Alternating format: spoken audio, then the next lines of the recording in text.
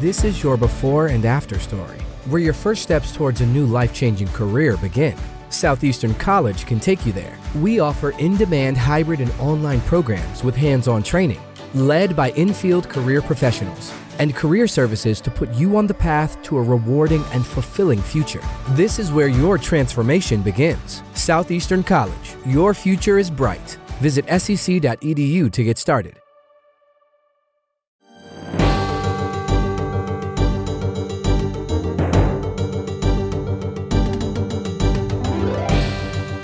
Hello and welcome to the Wilderness Podcast. This is part 2 of Trey and I sitting down and going through all of the most significant updates of 2023. We got like halfway through last week, Trey. We got all the way up to Desert Treasure 2, but didn't get into it. So that's what we're going to be talking about this week. But a lot has been happening in RuneScape, but we're going to not mention a whole lot of it until we're ready to talk about it. But Trey, this has been a huge week for you in RuneScape. What's going on? Well, Max by March turned into Max by January 27th. So I maxed last night and it was a crazy day. I grinded for 8 hours just to get to the point. I kind of set a deadline for myself. It was really cool. I mean, I can go into it. It was such a cool day. Some of the guys in the clan were running some corp while I was grinding and in Discord, and they got an arcane drop, and they were all super excited about it. And it was cool because they had also gotten a spirit shield and the holy elixir. So they basically had everything to make the shield. So they got it all together, and they're like, oh, none of us have the smithing level to actually make this. And then they're like, oh, Trey, it's your maxing day. Of course, you have 99 smithing. So I came over and made the arcane for them. And it was just this big celebration. That's cool. Yeah. And then we went to the maxing party. I bought a few bonds just to give a nice little drop party for everybody. And it was just super exciting. And even got my wife to watch me play RuneScape for the first time. First time ever. Yeah. And what'd she think? I think in a lot of ways it showed her what's been so appealing about it for me. Just seeing all the people there and the community of this clan and just how cool and supportive everybody was. And so that part of it really meant a lot to me. But yeah, and then after that we did some corp of our own and didn't get anything. But then some guys took me out, and I maxed my account without ever getting a single PK, and went out in the wilderness with some guys and got a couple PKs for the first time. And that was incredible. Yeah, I was one of those guys. It's okay, your first time PKing. How was it? Was it fun?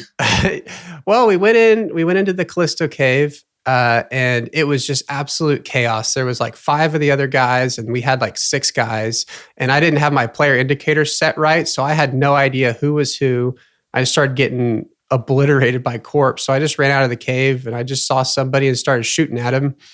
And yeah, he died. And I was like, oh, okay, this isn't so bad. But then, yeah, the next time we went out, I saw a guy, hit him with the heavy ballista. I switched to the AGS and ran over and spec'd him for a 71. And it kind of clicked like, oh, okay, this is why this is fun. It was, it was pretty cool. Oh, I love PKing. We've been doing it more regularly in recent months. Yeah, it'll be like a handful of us will go out there, and it's just like, it's so much fun, especially in a group, because like it's hard when you're on your own because it's just you. You have to like rely on your skills and all that fun stuff. But when you're with a group, like a party, you like collectively can just team up on people. It's all about like being good is important. It really is, but being coordinated is sometimes more important, because there's so many times where there's like 8 of us out there and we're facing a group of another 8. And because one of us can't get coordinated, the other team wins. So like making sure that we're all attacking the same person and we're not jumping around too much. Because the second you start jumping from this person to that person, you're not taking anyone out of the fight.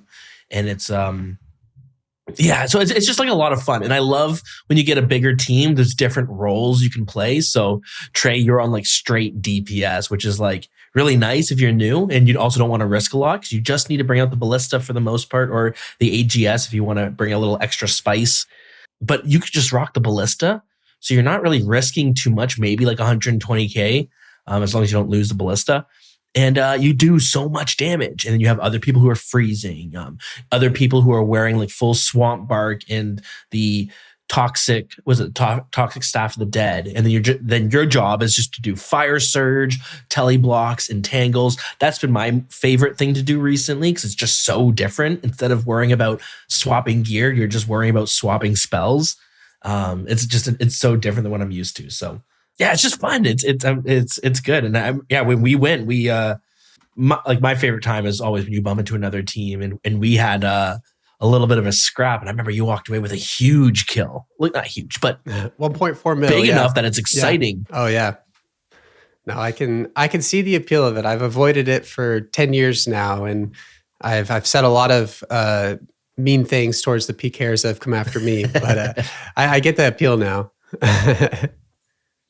Yeah, it's a good time. And definitely recommend if anyone's interested in trying to PK or it's good to find a group of like, 5 people where a couple know what they're doing and they just can kind of instruct everyone else what to do.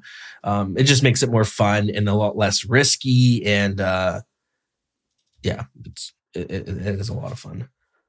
Okay, so you've maxed, and since then you did a bit of PVM. You've done a little bit of PvP. Oh man, I was so rusty. We ran a TOA as well, and I was like, prayers, switching prayers. What is this? My weapons. I'm like looking at my bank, my weapons tab, which is like 90% of the value of my bank, and trying to figure out what in the world any of it is. And yeah, I did a big kind of bank purge this morning. Sold off all of my loot I possibly could, got like a 200 mil cash stack just from different skills and stuff, and sold all of my like resources that I'm not going to need now. And it's a super weird feeling. I mean, like looking at all these different bars, and obviously I'm a main, so I'm like, I'm probably not going to need any of this and all the different logs. And when I get those as drops, it'll just all go on my loot tab now, because that's kind of what they're for now.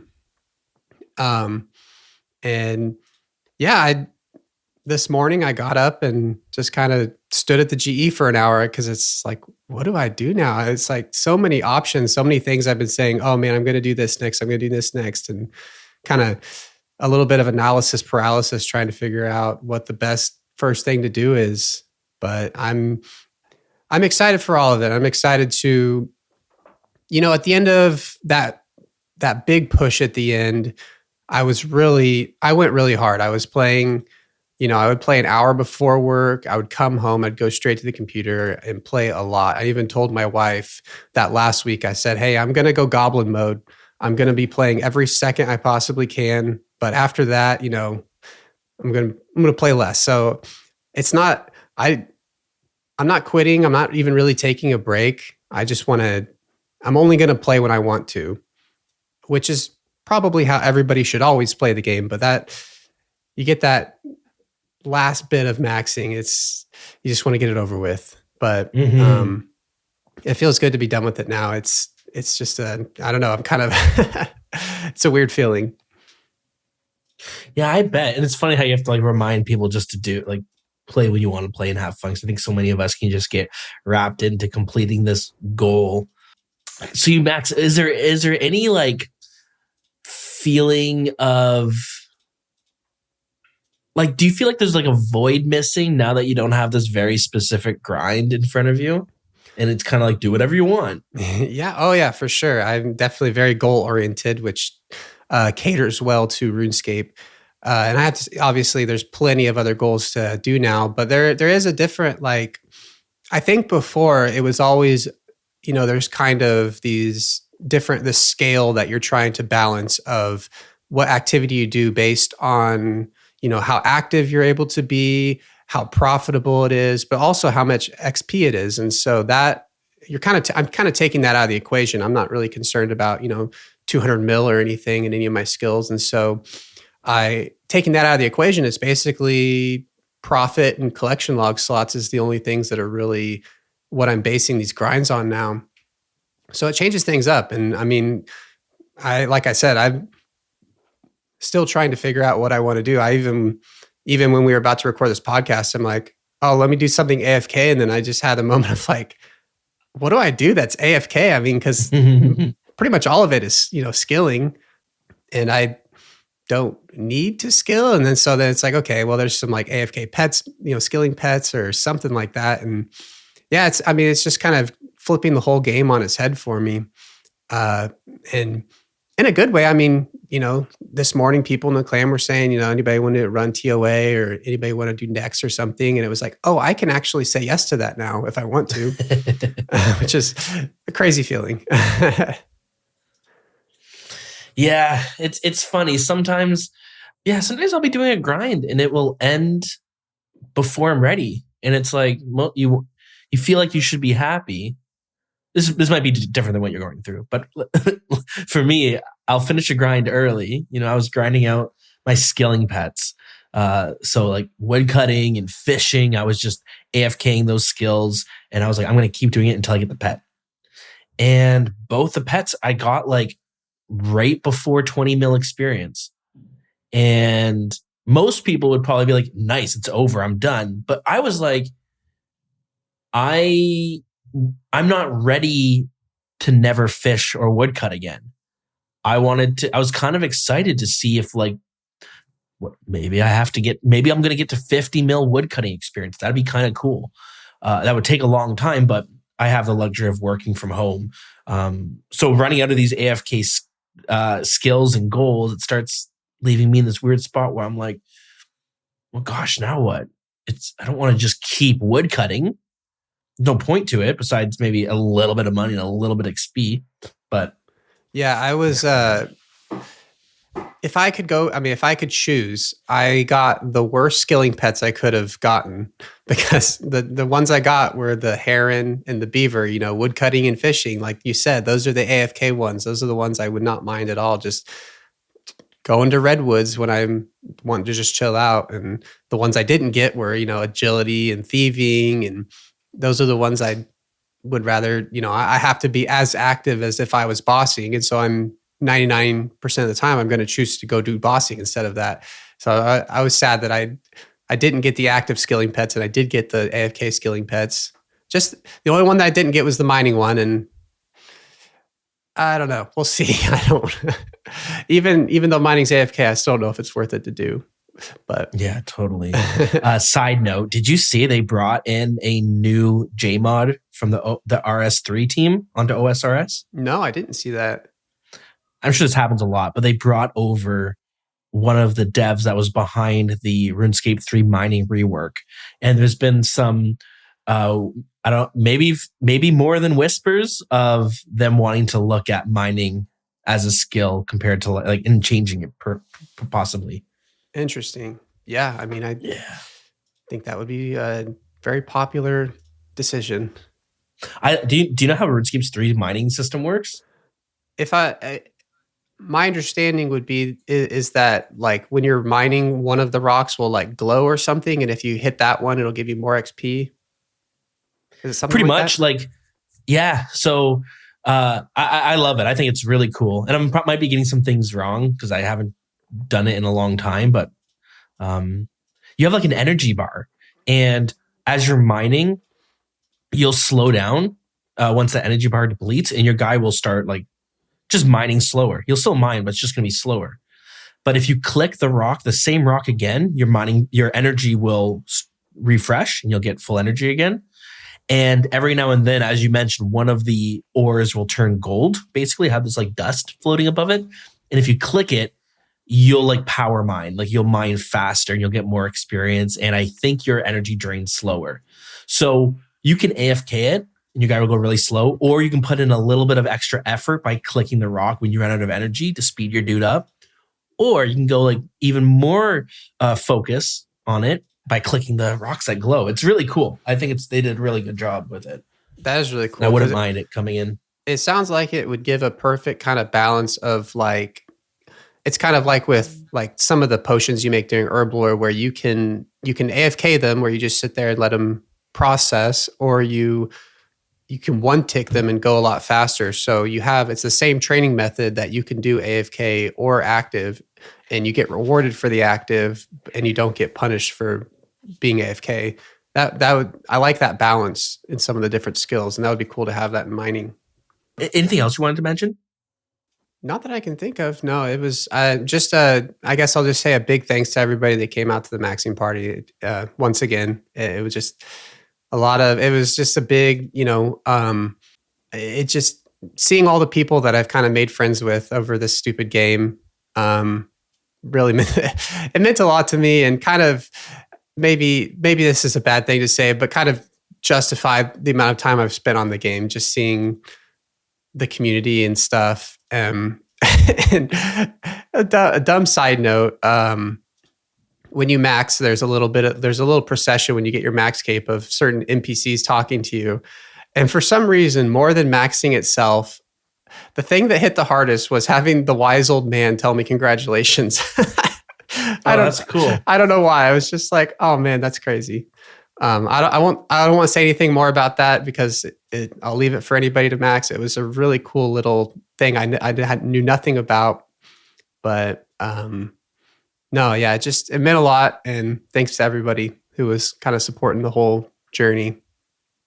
Yeah, that's awesome. Unfortunately, I missed it.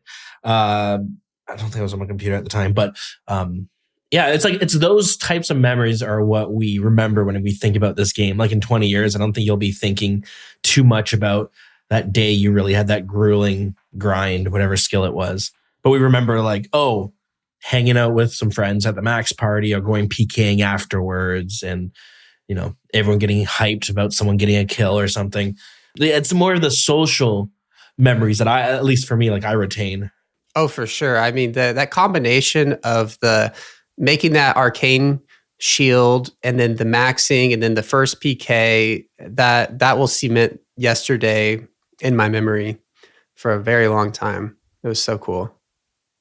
But before we jump into all the updates that we didn't cover last episode from 2023, aka Desert Treasure 2 and on, Trey, I wanted to maybe provide a little bit of extra lore behind you, but not too much. I remember you telling me you at one point were on track to become a pastor. Yeah. From my understanding, part of the job of a pastor is to like guide people and like give life advice when needed. Like I always thought of them as almost like this, like some level of guidance counselor within the church. And now I don't believe you're too religious anymore. No, not at all. Okay. And I would love to talk to you about that, but I think another day because we have talked a lot. But I thought it'd be great to get a little bit of life advice from you with your pastor background. Do you think that's fair? Okay. Is 32 years old too old to learn how to skateboard? Interesting question. First thought is like, no. But when I hurt myself, I'm usually like you might be able to tell I'm sick. I've been sick for like 3 weeks. My kid got pink eye, gave me pink eye, and it turned into like an ear infection, and now I've got a sore throat. It's been like 3 weeks of this shit. And like physical injuries last just as long. Oh, yeah. So is 32 years old too old to learn how to skateboard? That's the biggest consideration, yeah, is the recovery. Because I feel the same way. Like it's just one of those things where once you hit a certain age, you just wake up in pain. And you know the causes of all of it. So I would say maybe it depends on if you're too cool for pads. Because if you dress yourself up like a football player, I would think you could learn how to skateboard. Yeah, that definitely would be me. Skateboarding always freaked me out. I don't know why. I loved like rollerblading and scootering, but something about just the skateboard, it just feels like it's always just going to fly out from underneath you. But I was always jealous of people who could do it consistently. Should I be worried about teenagers at the skate park if I were to go there? Absolutely. Yeah. But should I stay away or should I double down and like, when they say when you go to jail, you're supposed to pick a fight with the strongest person in jail? Should I do that with the or is there some other equivalent I should do when I walk into the skate park? I mean, I think that you should go in and just jump into the bowl and just try to do the craziest trick you can think of. And when you mess it up, just, ignore the pain for a second and just kind of shrug it off like, oh man, like I've done it before, didn't get it that time. And then just go about your business and people will think, he's a pro. He's just, warming up or something. It almost okay. So instead of picking a fight, I should instead try to do some gnarly skateboard trick in front of them. Mm-hmm. And even though I'll probably fail, maybe I should bring fake blood or something so that when I fall, I can like make it look like a really deadly injury. And then I could just get up and keep going. And they might think I'm like, like Steve-O or something like that. I'm like my city's equivalent of Steve-O. I don't think the fake blood is necessary. I have a feeling that'll probably take care of itself with the blood. There's a skate park that has opened up down the street from me. And I was going I went to visit family over the holidays and they gave me a box of like old toys of mine when I was a kid. And there's a bunch of tech decks there, like finger skateboards and like a little finger skateboard ramp. So my kid's been super hyped about it. He's been playing with it nonstop. And we've been watching like Thrasher's skateboarding compilations on YouTube together. And he's super hyped. So I want to get him a skateboard. And then I figured maybe this is a good opportunity for me to get into skateboard because it looks really cool. But being 32 years old and learning seems like it could be a liability. Really put me out for a couple of weeks if I fall. I mean, you can do rollerblades in a skateboard park, can't you? I could, couldn't I?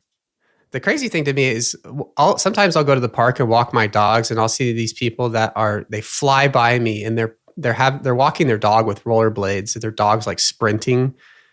And the part of me is like, that's insane. And the other part of me is like, man, that would be nice because I have a very high energy dog and it would be nice to have a little less input from me to get their energy out.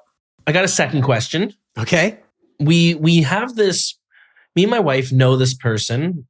She lives down the street and she's got a kid who's 1 year old. My kid is 2 years old and some change. And this woman invited my kid and I guess me and my wife to her kid's birthday party. Who's turning 1.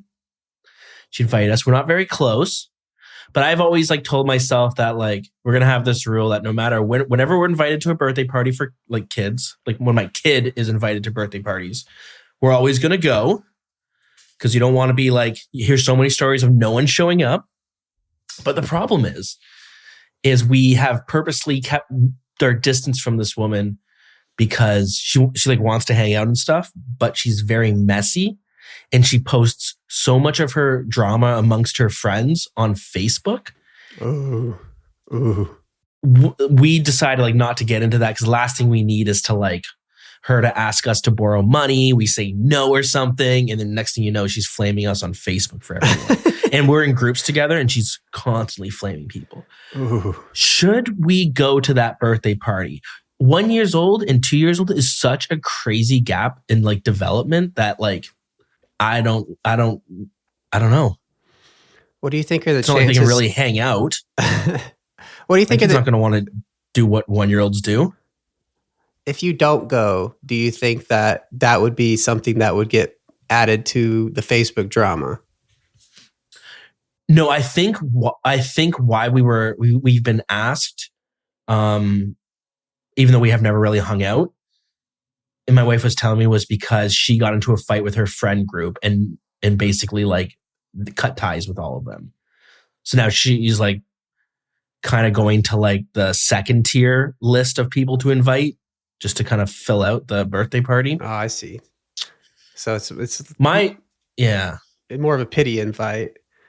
I don't know. I'm not too sure. Is it worth the risk, do you think? No. I would, if it were me, I would probably just pull out your tried and true excuse, kid's sick. Which honestly could might just be the truth. Could just be what happens. Yeah. Okay. I appreciate that. These are the things that have been on my mind all weekend. So I'm glad we're able to hash it out a little bit more. Okay. Well, now that that's through, I think this is the perfect time to slide over and talk about all the fun updates that we missed last episode. Okay, we're back. And the first, where we left off last week, and I already mentioned it, was Desert Treasure 2. This was like, I don't know, Trey, is this the biggest update that we got last year? 100%. It was a pretty big update. So, quick run through of what we actually got. We got a new quest, new Grandmaster quest. Potentially one of the biggest, like maybe the biggest quest we've gotten. Is that fair to say, or is there another quest that trumps it? No, I mean, I think I would definitely agree with that. I think the next biggest contender would be Dragon Slayer 2. I mean, but if you think about the rewards from this one and the post-quest content and even the kind of the scale of the quest and where it's leading, I think all of those are bigger than Dragon Slayer 2. Yeah, that's fair. We got 4 new bosses to kill, which each gave a new best in slot ring. On top of that, we got a new mage set called Virtus. We got a new weapon called the Soul Reaper Axe, which like works way different than any weapon we've seen so far. Instead of it having your traditional special attack, instead it like charges every time you hit, and then you can like do a big hit once you've charged it up. Well, the more you've charged it, the stronger it'll be. And then on top of that as well, we got an attachment to our ancient staff or scepter, which gives it a bunch of buffs to the ancient magic spells. We also got like hard mode versions of each of the bosses. And by completing all 4 of them, you will then get a recolor for Torva, turning it into Blood Torva, like the newest flex item to get in game. Did you say the ring upgrades? Yep. Okay. Yeah, I got those. So Desert Treasure 2 came out. What are your thoughts about the quest itself? Oh man, I have so much to say about Desert Treasure 2, but I'll start with on release. So Desert Treasure 2 is special to me because it was the first quest or the first kind of in-game high-level content that I was there on day one, ready to go. I wasn't like when Tombs of the Mascot came out, I didn't think I was good enough at the game. I hadn't really found my groove in PVM. But this one, I was max combat. I had all the prerequisites done, and I got that bug for PVM that if you have it, you know how it feels of just wanting something new, something with interesting mechanics to kill. And they had promised 4 bosses, and there was all kinds of, when we saw they released the names of the 4 bosses, and just from the names, your imagination went crazy. You had the Whisperer. Like thinking about what that could be. As soon as you put the word "the" in front of the boss's name, it becomes like a whole different thing. Yeah. And then there was like Duke Succulus, who I saw Duke and I thought it was going to be some kind of like kingly, like a normal 1x1 NPC.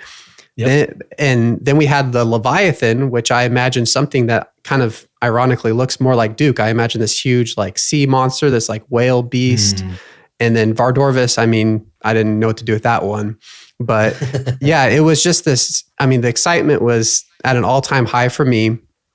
And, but their updates come out on Wednesday, and I love RuneScape, but I feel like for me, unless it's the biggest of biggest updates, I don't want to take a day off of work. I would feel maybe ashamed or embarrassed about that. But luckily, I got sick. And nice. Yeah. And I was legitimately sick. I had to stay home from work. And I was like, well, this couldn't have worked out better for me. So I got up on Wednesday morning at like 5 a.m. Just felt like it was Christmas morning, and, refreshed my browser. I think at my time zone, the updates come at 6 a.m. So I refreshed it and I just dove right into the quest, and I sat in my chair, and it took me 12 hours to complete. And it was one of my favorite memories in the game. It was so much fun. It was such a cool update. And the thing that the thing that I had never felt before was like, I got in Discord while I was running the quest, and other guys are hopping on and saying like, "Oh, I'm at work. Is the quest good?" And like, but But the really fun aspect of it was other people saying, hey, I went to this boss and like, I think this is how you kill it. And because I first went to the Whisperer, and it was very hard, but it was just this. I remember watching you. Yeah, this feeling of like, because if you've done the Whisperer, you know that the Whisperer has like 3 different like specials that they do. I mean, I didn't know, we had nothing, no guides or anything. Just trying to figure out what those meant of, I mean, like, oh, this thing pops up with all these like balls that you have to step on. I mean, that's what, now we know there's a pattern. You have to walk along these orbs on the ground. And then there's this other one where these rocks pop up and you have to stand behind certain ones. But for my first like 20 tries, I was just tanking those. And because it was like, maybe I try this and then you die. And then I didn't have the special teleport or anything. So it was running all the way back. On a side note, it was very funny. I had to do that. The Whisperer and Vardorvis had these awful runs. You had to teleport super far away. There was nothing near them for teleports. And then day 2 of Desert Treasure 2, after I'd already finished it, they made this patch that like, they just did these little things. They took out a chunk of a mountain to make it an easier run back to the Whisperer. And for Vardorvis, they added an entirely new fairy ring. So that was like, man, okay, fair enough. That's awesome. Yeah. Well, I think it's so funny when there's a new update with new items, anything worth any money in this game, you take a big gamble, because if you go on day 1, it's either going to be, and they've done both in the past, it's either going to be way too hard, the drop weights they're way too rare and you get nothing, or the drop weights are way too low and you get way too many of these items that are way overpriced and you get absolutely rich and they patch it the next day. So it really is this risk you take every single update they do. If it's going to be bugged. We know this game, it's going to be bugged on day 1. You just don't know if it's going to be bugged in your favor or not. Mm-hmm. But yeah, so the Whisperer, I big disclaimer before I talk about all this, I am not good at this game. So the Whisperer, I think, took me like 26 tries, something around there, to get the quest version of it. But obviously a lot of those were just running in. I mean, I didn't even know what attack style to use against it. I ran in, I think I did my first 4 or 5 with ranged, just like, and then once again, it was people saying, oh, I'm on Bodhi's stream and he's running mage for it. So I switched to mage gear. But shout out to one of our friends in the clan who was in there, watched me to I think it was about my 15th death. And he said, okay, yeah, looks good. And went in and killed it first try, which was a knife in the heart for me. But it's like, he just kind of did it and was like, okay, that wasn't that bad. But I had another friend in the clan gave me like almost best in slot mage gear, like ancestral and a saying staff. And it still took me like 10 more tries. But yeah, I got my Whisperer kill without ever knowing how to beat, I think, 2 out of the 3 of the special mechanics. Yeah, and I have not gone back post quest to the Whisperer yet. I was focused on a couple of the other ones, but that's kind of the Whisperer story. For the boss, I guess the other part of the Whisperer, I loved the puzzle. I thought the puzzle was so cool. Because I guess to explain generally for the quest, kind of similar to like Tombs of the Masket, there were 4 bosses, and then they kind of each had 4 puzzles before them. Yeah, like four areas you needed to go, and they were all like vastly different in like the aesthetic of it. Mm-hmm. Whisper was this like underdark area. Oh, so cool. We had to go into like a shadow realm. Duke was in this like frozen prison, and it was a lot more like just tip a bunch of puzzles you had to figure out. Vardorvis was this like jungly zombie looking area with like these Aztec pyramids.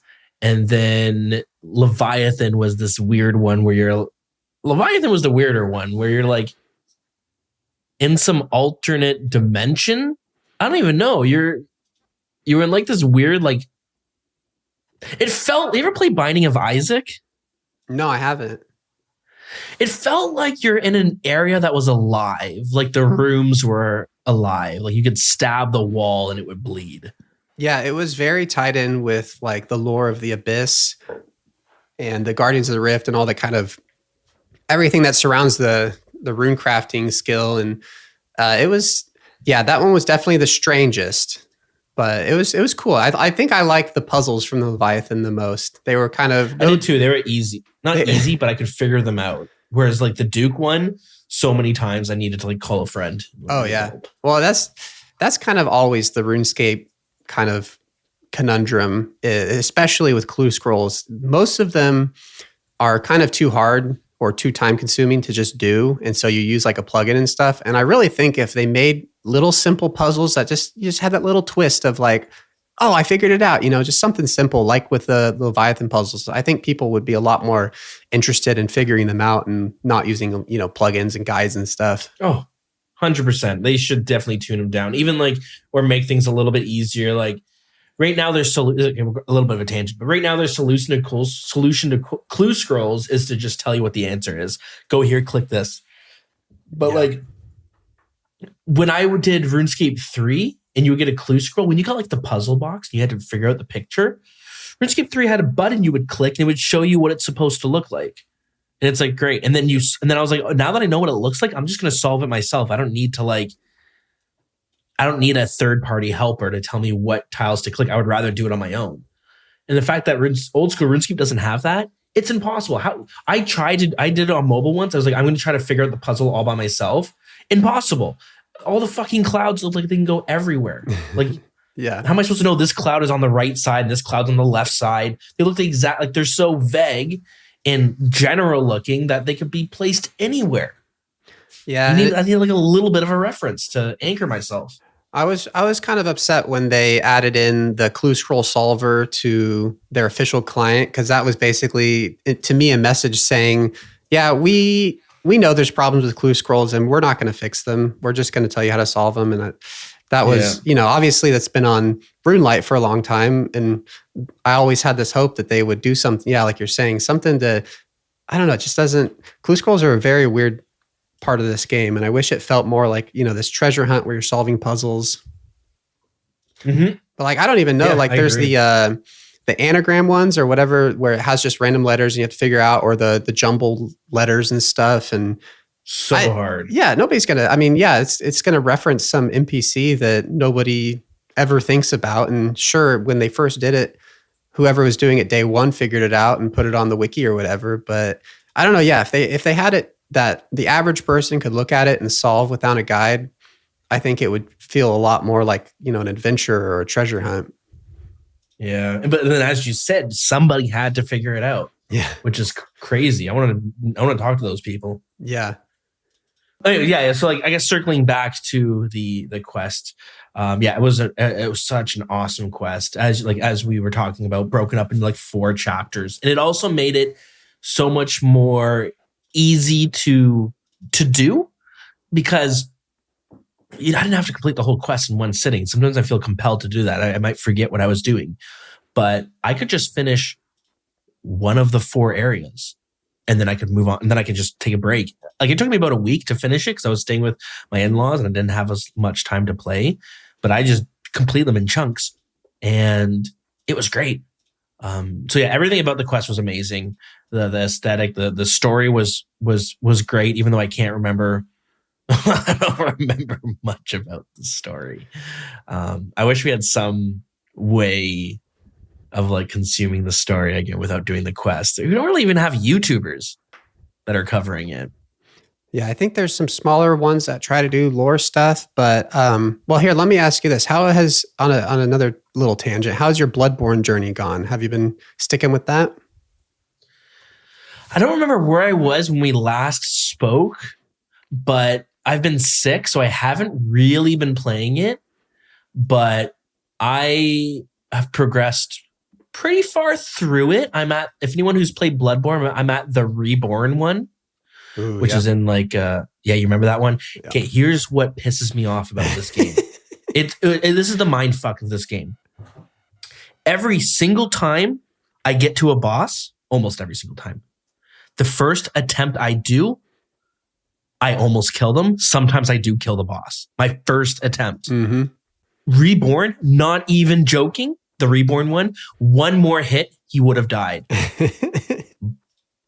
But I got killed because I was like spamming, like mashing my buttons to get the last hit in. And now since then, I've sent 20, 30 attempts. I've spent all of my money on like buffs, and I can't even get them past halfway health. And the same, and even like the first boss, Father Glasgow, for my first attempt, I was able to kill him. And other people I talked to, like, that boss is really hard. It took me forever to kill it. And I was like, oh my God, I killed it my first shot. I must be so good at this game. But I think when I approach a boss for the first time, I am analyzing the fight more. I'm learning the patterns, and I'm just like reacting. I'm much more safe, and I'm much more reserved in my attacks. But then once I know how the fight goes, I think I get a little bit more cocky, and I think I've figured out the patterns, and I try to like dodge at specific points because I know an attack's coming. But by doing that, I'm always getting hit with something. Whereas like when I'm my first time attacking, I'll do a few hits and then I'll back off. Do a few hits and back off. My third attempt, I'm like attacking nonstop, trying to dodge, like just being super fluid with everything. Oh yeah. Anyways, why'd you ask? So we were talking about the lore side of like content creation, and the Soulsborne genre has the strongest like lore content creation community. There's a few guys, mostly this one guy. I can't think of what his name is, but he makes these incredible lore videos that break down. And if you've played any of those games, you know the lore is basically, you think it's non-existent. It's all in like item descriptions and stuff, and there's all these communities that piece this stuff together. But it's so interesting. And I know that RuneScape has that lore. I mean, when you hear the JMods talk about like, we're finally, completing this part of the story and this and this and this, and like, I didn't even know that was like when I did Dragon Slayer 2, I spacebarred through it like most people do. And then I got to the end of it, and there was a dragon army that I was fighting. And I was like, oh my gosh, this is awesome. I wish I had paid attention to why this was happening. Yeah. I felt the same way at Desert Treasure 2, honestly. I was trying to pay attention, and I also kind of had to pay more attention to it because I didn't have a guide to follow. So I actually had to be like, listen to what they were saying and telling me where to go. But at the end of Desert Treasure 2, when I guess real quick question, are we fully spoiling everything in this quest? Like what? Just, I mean, at the end of it, how like all the, like there's the Barrow brothers and stuff. Yeah, I think so. Okay. So at the end of the quest, when you see like the Barrows brothers pop out, and then that guy summons the like Barrows versions of the 4 people who were a part of these 4 mini quests. I mean, I was like jumping out of my seat with excitement. That was so cool. Like, I mean, the whole time I was going, Barrows 2, let's go, which doesn't seem like is the plan. But even that final boss fight, apart from the 4 bosses, was pretty cool. I really liked how they did that. But yeah, I wish I could tell you about all the lore, because I know it's there. And I know when we saw the new trailer for the new quest that they're talking about, obviously there's a ton of lore there as well with this Majorat storyline that, yeah, I know there's really good lore in this game. Yeah. I think that's part of the problem is like, I've learned over the years that I don't always like consuming lore in game. Lore and the story of a game are like separate things. And lore just like tends to be really boring to consume, I find, because you're like reading books or reading text of like somebody wrote it. Yeah, it's like books usually, or scrolls, and you're looking at the surroundings and that sort of stuff. Like lore would be when I go into the wilderness and I see there's all these ruins with a prayer altar sitting there, and I go, oh, this used to be a church, that used to be an anvil. Oh, there's dragon bones all over the place, so I'm going to guess that maybe a dragon destroyed this whole area. And then you can like kind of like what you're saying with Bloodborne, you start piecing all these things together, and the story starts developing, which is really cool, but it can be really friggin' boring to actually consume. I play this card game called Flesh and Blood, and they have all this lore you have to go read. But when I go read it, I feel like I'm reading a history book or a textbook, and it is so friggin' dull to read. And it's why I prefer going to like YouTube and having somebody with enthusiasm and somebody who's a great storyteller then regurgitate what they've read about it. There's this Dungeons and Dragons YouTuber that I love watching named Matt Colville. Oh, and yeah, he I had love this him. series. Oh, me too. I'm obsessed with his videos. And he loves the Dune story. And he had this like mini series of like a couple videos where he talked about different key points of Dune and different characters and the themes that are going on. And I had read the first book of Dune, and then I watched these videos, and he had explained like these characters and their significance and what they meant.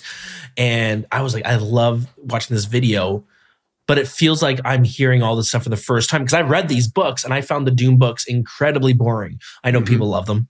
I'm right there with you. Books? I'm right with you. Okay.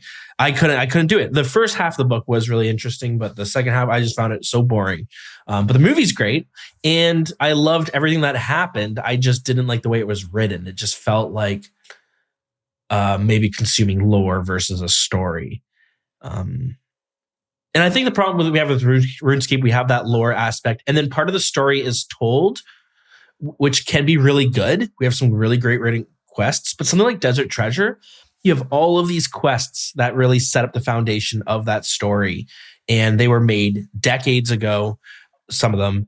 And we either space barred through it, or maybe when we were a kid and we read it, we didn't, or maybe it was written for a younger audience too. Some quests are definitely like I'm reading through them and I'm like, this is definitely written for kids, or it's got like just weird parts that I'm like, this is awkwardly written. It's like, so I've recently started watching anime for the most part. I watched it when I was a kid, and I watched a few series here and there, but I have a buddy was trying to get me into One Piece, so I started watching One Piece. And Trey, do you watch anime? A little bit. I've watched some One Piece. I'm actually watching it's like Hunter right now. I have a feeling I'm going to feel the same way that with what you're talking about. It does kind of, I don't know. I have a hard time getting into a lot of it. I'm really enjoying One Piece. Some of it's really cool, but every now and you can tell it's kind of written for like, it has mature themes, but it's also kind of written for like a younger audience as well.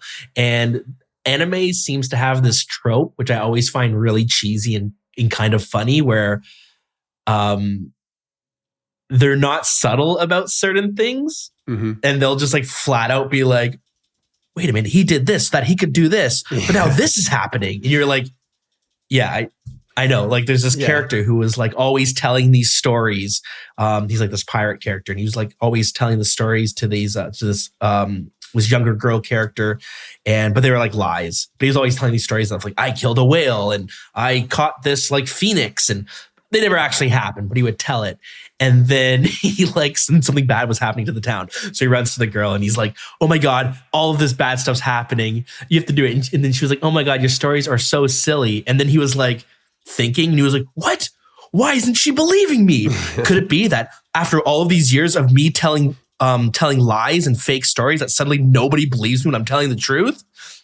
And I'm like, you don't have to say all that. Like, yeah, we got it. They're just like, he's, you know what I mean? Like almost like breaking the fourth wall to be like, just in case you weren't paying attention, this is what's happening right now. Yep. Anyway, so I think some of the older quests have like not tropes like that, but they're like written in a way that kind of pulls me out of the story sometimes. Anyways, this is like a long-winded tangent just to say, like, I don't know what the fuck's happening in Desert Treasure 2 right now. Yes. I'm sure I'll be reminded. I just can't remember because so much is happening. And then you have all this context from other quests that you have to remember. Yeah, it was really interesting how they did it. I'm so curious to know, because they had the 4 quests that they released before Desert Treasure 2 all were tied in with one of the 4 bosses. And I'm really curious to know if that was like a retcon or if that was the plan all along. That's true. Yeah. There was an area, and I mentioned this, that It was in beneath Ice Mountain in Camdozo. There's like this area that was added when Camdozo was created. It was this empty area in this pit that goes down. And I remember thinking like, oh, what are they going to add there? I was like, what if it's going to be like a free-to-play raid one day? Oh, that'd be crazy. Yeah, but then like 2-3 years later, we get Desert Treasure 2, and then it gets added to that area. And it's like, did they do that knowing... Do they have that planned out, or do they just like leave these areas open to be like, we can add something here down the road whenever we want? I lean towards giving them the benefit of the doubt. I do think that they have a plan. So I hope that was what happened, is they added these things in and tied them all in, but I don't know for sure. But I think that was a super cool way. I mean, when you look at it from the outside, just there's like these 4 prerequisite quests, and each one of them is tied into one of these areas. And it was... Yeah, the story, from what I gleaned of it, the story was really cool, and it felt epic, and for fitting for this Grandmaster quest, it felt epic. The rewards felt like fitting. Yeah, I think overall, Desert Treasure 2 is a super success. But I agree. As far as the quest itself, I think all the different areas were so interesting. People were making. There were a lot of memes about how like Vardorvis was like the Last of Us simulator, and a lot of people didn't like the like stealth aspect of it. But I thought for what it was, I thought the little stealth mechanics were pretty cool for how short of a part it was. And I love that section. Yeah. Like you get caught, and instead of like another quest where it's like you got caught, your dude like falls to the ground, and now you're in some monkey jail and you got to sneak out again. Instead, one zombie would start chasing you, but it had the run mechanic where it ran on its true tile. So all that meant was they ran way faster than what you would have expected. And once one zombie, they like signaled to others so others see you as well. And I just remember one zombie would see me, I'm booking it to like get away, and there was just a horde of zombies sprinting at me. Like these are, 28 days later zombies. Yeah. Like they're just coming at you real quick. And it's super cool. Oh, so intense. I mean, every spot felt like it was thought out. And we're playing RuneScape. I mean, this is the same game with Dragon Slayer 1. That if you think about the epic quests from back then compared to what they've been able to do with this game, the whole day I was playing this, I just was overwhelmed with this feeling of like how amazing what they've been able to do with so few mechanics and all the different ways they have twisted those to make these different fun encounters.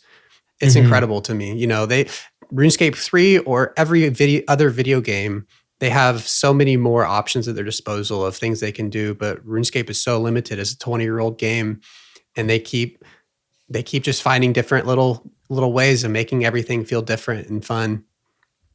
They have to get innovative. I think they have a ton of so many areas they can break into, but it just takes someone to think outside the box and do something different that they haven't done yet. So anyways, all in all, it was a great quest, and it tackles a cool storyline. I know I talk about, like, I don't know what this story is about, but I think part of it is that it kind of leaves off on a cliffhanger.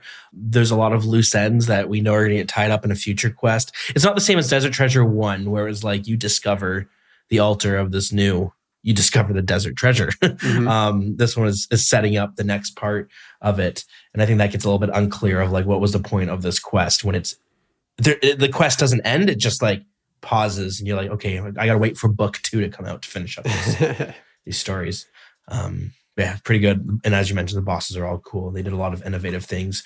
I feel like often, at least myself and others, they might lean on talking about the drop rate because it sometimes feels problematic. But, I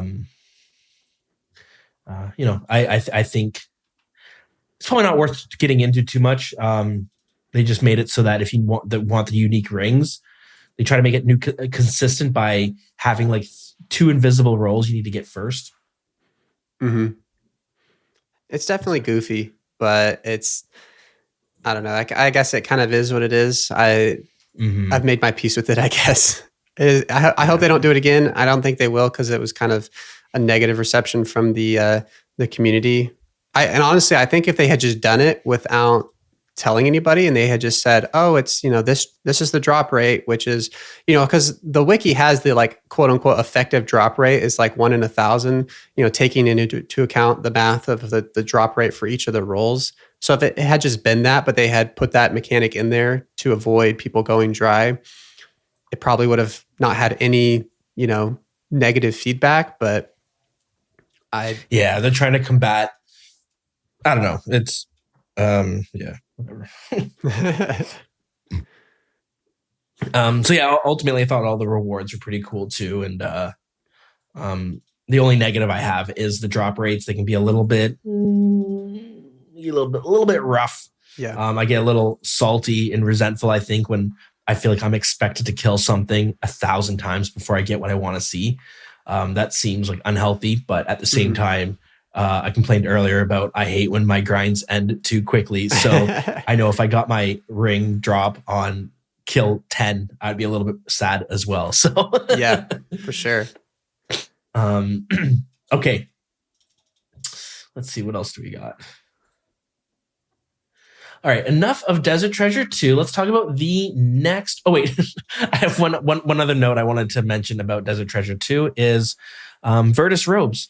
I don't know why this isn't being mentioned, but they're ugly as fuck. I think they look terrible. I don't know why. The masks makes you look like you have like a mustache.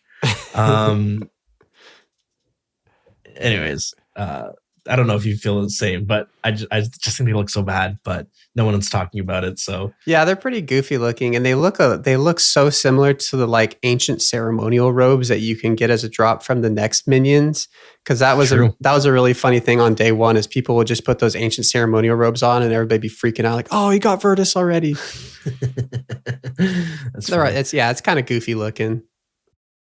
Okay, so next, that was July 27th. Almost 1 month later, we got another pretty big update called Dead Man Mode. This is one of those updates that a lot of people probably don't care about. But I did find it quite significant in the fact that, like, we used to get like 4 Dead Man modes a year. It was like, we had Dead Man mode season, basically. And then because of a bunch of issues. First off, there's always issues in the Dead Man Mode tournament, but that was part of the charm of it. That didn't mean I didn't like it. They were just like really funny. One of these days we should do a looking back on Dead Man Mode, because there were some hilarious issues due to like organizing, I think. That was part of the reason why they ended up not doing Dead Man Mode. Actually, I shouldn't say that. I have no idea what exactly was the reason they stopped, but if I were to guess, that might be one of them. They had like $25,000 they would use to give as like the winning pot to the winners. And yeah, it was just like this whole thing. And plus like servers got DDoS and all that sort of stuff. So people complained, like, why don't you just take the $25,000 and put it towards a better server? But I don't think that's how that works. Dead Man Mode was always like seemed like a marketing tool, because they made this big event, that was hosted on Twitch to get a lot of eyes. It definitely feels like it was pulled from like the budget they would spend on maybe ads on TikTok and Facebook and other sort of events. And instead it was put on towards Dead Man Mode. So they stopped doing Dead Man Mode, and I guess they put that money elsewhere. I'm not really sure where they put it, but they put it somewhere. But yeah, anyways, they finally brought it back, and this one was pretty interesting too. It kind of followed a similar format as the last one. Trey, do you ever get involved with Dead Man Mode or any of that sort of stuff? No, I just saw the negative headlines, when there was whatever, like you're saying, the DDoSing stuff. That's kind of all I know about it from the outside. But like I said, I got my first PK yesterday, so not usually my scene. Yeah, fair enough. Yeah, Dead Man Mode was like kind of similar to Leagues, for anyone who's familiar with that, but not familiar with Dead Man Mode. You have accelerated experience rates, drop rates are reduced, and the gimmick to it is that there's PvP almost everywhere. And if you get PK'd, you lose basically your entire bank. So it's kind of like a very high stakes, almost like those survival games where you can just get killed anywhere in the world. That's basically what Dead Man Mode was. And this one, they kind of flipped on its head a little bit by doing these things called, what do they call them? Rifts? Oh, breaches. They had this thing called breaches where there'd be areas in the game where a bunch of PVM monsters would spawn and they would drop items and stuff too. And it became like a PVM fest in those areas. So it was pretty cool. I always try to get into demand mode, but it never sticks for one reason or another. Well, I shouldn't say for one reason or another. It's for one reason. And it's that every time I get killed and I have to rebuild, that fucking sucks. It is so annoying to get your entire bank wiped early on.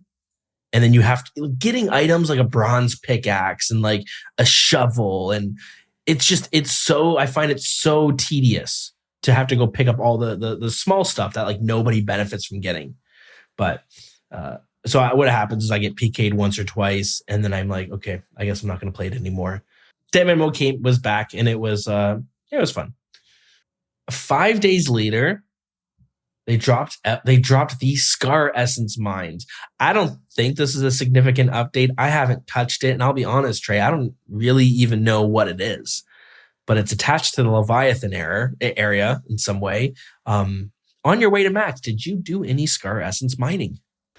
No, this update wasn't for me and it wasn't for you. It was basically for Ironman. Essentially, it's just a way to replace mass amounts of purchasing runes.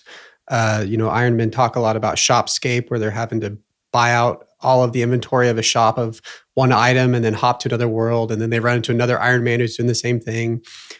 So the Scar Essence mine was their way of letting Ironmen craft/buy mass amounts of the big like blood runes and soul runes. They wanted to make it so that there was nothing like game breaking about it. So there was a huge GP cost to it. It was essentially inefficient, except for the sake of when you are an Iron Man who has more GP than you need and you want a bunch of runes really fast, you can do it. So you would purchase these, I believe they were called the Scar Essences, and you could take them and craft them. And I think you could get like hundreds of thousands of blood or soul runes per hour, but it would cost hundreds of millions of GP. So it was kind of fixing what I would think is a pretty niche problem of these super high level Ironmen. And it's people have a very varied opinion of updates that are solely for Ironman, and even that like higher level community of Ironman. But I would think that from what I've seen, that community was satisfied by the update, and I think that's great. It didn't seem like it took them much dev time or work. So if it solved a problem that I didn't even know was a problem, I think that's great. Okay, and then next up, about 2 weeks later, September 13th, we got Path of Glue-Free. This was a new quest that was the sequel to the Eyes of Glue-Free. Now, this I gotta go back. I still haven't done this quest. I have been slacking a lot, and every single time I need to teleport to the Legends Guild, I'm reminded that I haven't caught up on my quests. So, haven't done this one yet. It's kind of a smaller quest, which is why I haven't been compelled too much, and I don't really know. Like the Glue-Free storyline is one I had never paid attention to. So again, I'm a little bit confused. I don't feel like super eager to like figure out what's happening. Whatever. But it does unlock some mobs that will give you a new trident, a new charged staff, I should say, similar to the trident, called the Warped Scepter. And this is like a weaker version of the trident, but it's supposed to bridge the gap between like the trident and Ivan's staff. Although I believe Ivan's staff is still stronger. It's just this is a charged staff that will be kind of maybe a little bit weaker than the Ivan's. So it's kind of funny. When we were talking about Desert Treasure 2, we were talking about how they had these like supporting quests for it, and how in retrospect that was kind of cool to think like, oh, they were building up to this. And Path of Glue-Free is definitely one of those for a future big quest. And I think in retrospect it's cool, but in actual, like when you actually do it, it's kind of it's a 5-minute quest that's done very quickly and is pretty insignificant in the long run. It, as a reward, it gave, I don't even know if you'd count it as a reward. It unlocks a new spirit tree that kind of takes you, I guess it's only useful if you're grinding out the warp scepter. And the warp scepter, I've heard good things about. A lot of, now that I've maxed and I'm thinking, about my options a lot, obviously one thing a lot of people do is create an Iron Man. And one of the things I think about with Iron Man is I think about on my main how I got a trident at, level 50 or whatever, and then a toxic trident, whatever I could equip it. And then I think about on an Iron Man how you have to have 87 Slayer to get that, which is insane to me. Just, oh man, that's definitely on the list of things that keep me away from that. So I can imagine how that Warp Scepter would be very appealing to Iron Men who are cracking on Slayer. But other than that, it was a pretty small quest and nothing too notable. But it'll be cool whenever what they're leading to comes out. It'll all tie together. And whenever we get that lore content creator to explain how it all built up to this big thing, and we'll see where Path of Gluffery fits in. Yeah. Maybe we'll have to bring back the lore segment of the podcast that I used to do. Which is always a great opportunity for me to learn about lore. It just took, oh my God, because it's so hard to find information. It took me like so long to figure out the lore and story behind stuff. And I had to make shit up because I couldn't figure out certain parts of it. Anyways, doesn't matter. I think maybe that might be part of the problem with some of these quests is like, again, I can't remember a whole lot of them, so I might be speaking out of my ass a bit, but it feels like a lot of prequel quests or quests that would a sequel's coming. I feel like they kind of start and they do have an end where you're like, oh, cool. But a lot of quests that we've been getting in recent years, they end on cliffhangers. So it's so obvious that there's so much left to the story that has to come. Like I've been reading Harry Potter. I never read Harry Potter as a kid. And one thing I've noticed with the first book, at least, is I finished the first book and there's going to be more books coming out. I just know, but the way the story is written, there's more to the story, but at the same time it ends. I could never read if the second Harry Potter book never came out, that's fine because the story of the first book had a beginning and an end. But I find so many other fantasy books I read, you finish the book and it's not the end. It's teeing up the next book. And Game of Thrones, I was a huge Song of Ice and Fire. That was one of my first massive fantasy series that I've read. But the thing is none of the books end. The book ends and it's there's nothing's tied up. You need to read the next one to figure out the end of this story or the conflict or whatever. Mm-hmm. And then the problem with that book specifically, it's never going to finish. It hasn't written a book in 15 years. Mm-hmm. And that sucks. But if every single book ended, and then the next book just kind of continued some parts of it, but it had its own ending, that would be fine. I was reading this romance novel called The Bromance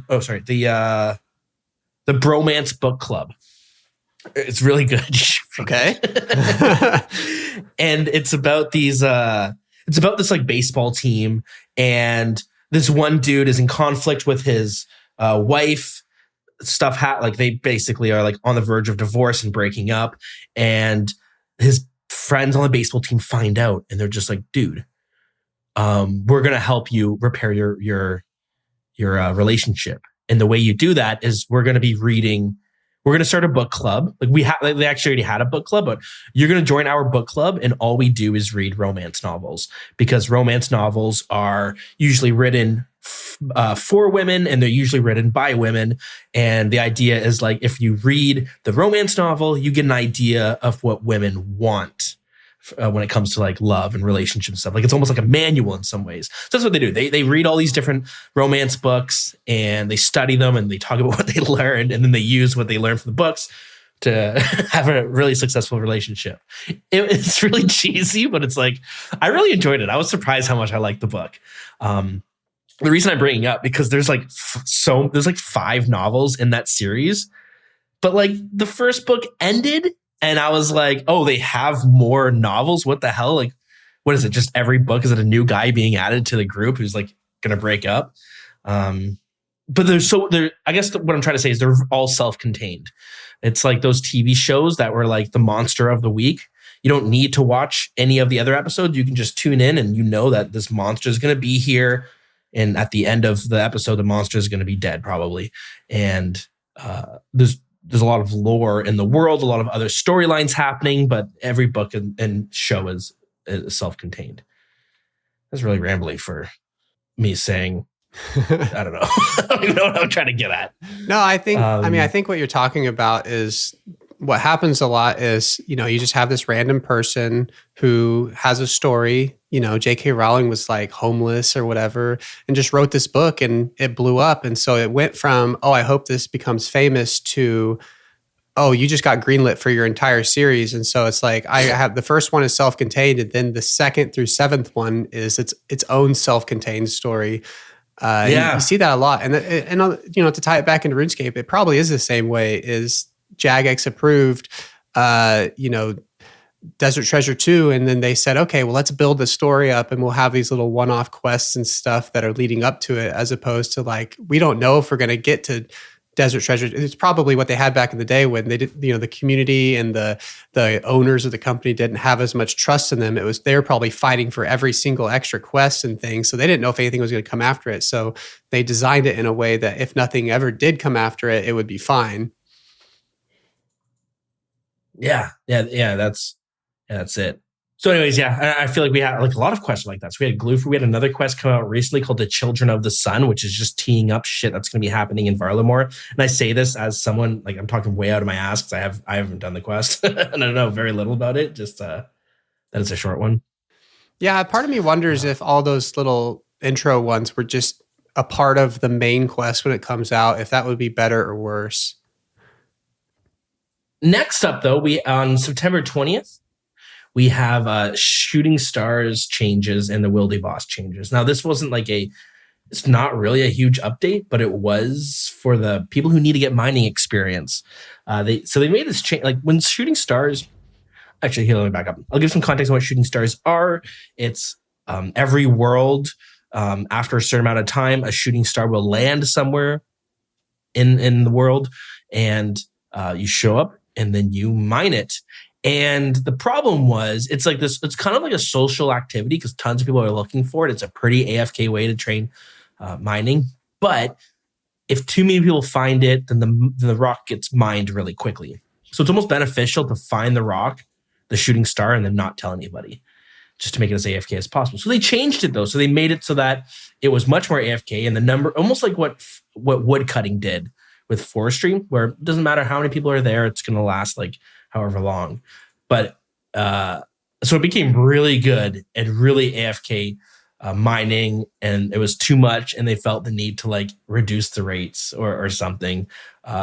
Did you have much luck getting your mining experience from this?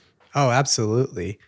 Oh yeah, let's hear it. So to give a little extra context, so when Desert Treasure 2 came out, the Duke Succulus fight, part of that fight, you have to prepare for it, and you have to mine this couple of salt things. And some people found out that if you just put a weight on your space bar and hit that mining thing, you could mine for about, until you got your 6-hour log out and get about 10,000 XP, mining XP per hour, completely AFK. You could leave and go to work, and you'd have 60,000 extra mining XP when you got back. And it became this big question of like, is this within the rules? And this big argument among the community. And when Jagex, kind of came back and said, yeah, we're going to patch this. This is not what was intended. The conversation shifted to people basically saying, I want this in the game because I don't want to do mining. I hate mining. And I'm sure a lot of people will agree that they don't enjoy mining. And so as almost a Band-Aid to that issue, I think Jagex took another look at Shooting Stars. And obviously this was flying all over Reddit because forestry had also just come out, and people said, well, why can't we just get the forestry thing so we're not handicapped by having a ton of people at these stars? Because the way that shooting stars were intended to work is you get a telescope in your POH and you can hop to different worlds and it'll tell you. It's very confusing the way it works. It's like there may be a star in this general area. So what the community did was they started these Discords started up with all these bots that would hop to all these worlds and find all these stars and call them all out, so you can just go to Discord and see this line of all the active stars. But the problem with that is everybody else is doing that and those stars would deplete and it wasn't even AFK. So people said, why can't we just get the forestry kind of thing on shooting stars? And that's what Jagex did. And I participated in it a lot. It was it's very slow XP, but it is extremely AFK. Going back to some of the things I said on the last episode, I have very limited mobile abilities at my work, but star mining was one of the things I was able to do at work. So for me, it was kind of a free XP thing. I think generally speaking, it's a good update. It seems like that's what shooting stars were always supposed to be. And it's not, I think mining needs a lot more work, and we'll get to that in a little bit here. But yeah, I think overall it's fine. I probably mentioned it, but I watched this 6-hour long video essay on RuneScape. This guy who never played RuneScape before played RuneScape. He was a big video game enthusiast. He was also he's a streamer and a YouTuber. And his whole thing was, I'll play a game until I beat it, and then we'll move on. And he did that with RuneScape. He beat every single quest blind, and he did a whole video on how magical this game is, because he never understood it. He just knew it as that point and click medieval game that we all played as kids. And so he tried it, and then he had all these cool takeaways of why this game is so popular. It's really interesting. Definitely go look it up. It's by Marstead, Marstead. It's called RuneScape is Awesome, and Here's Why. And so it's almost 4 hours long.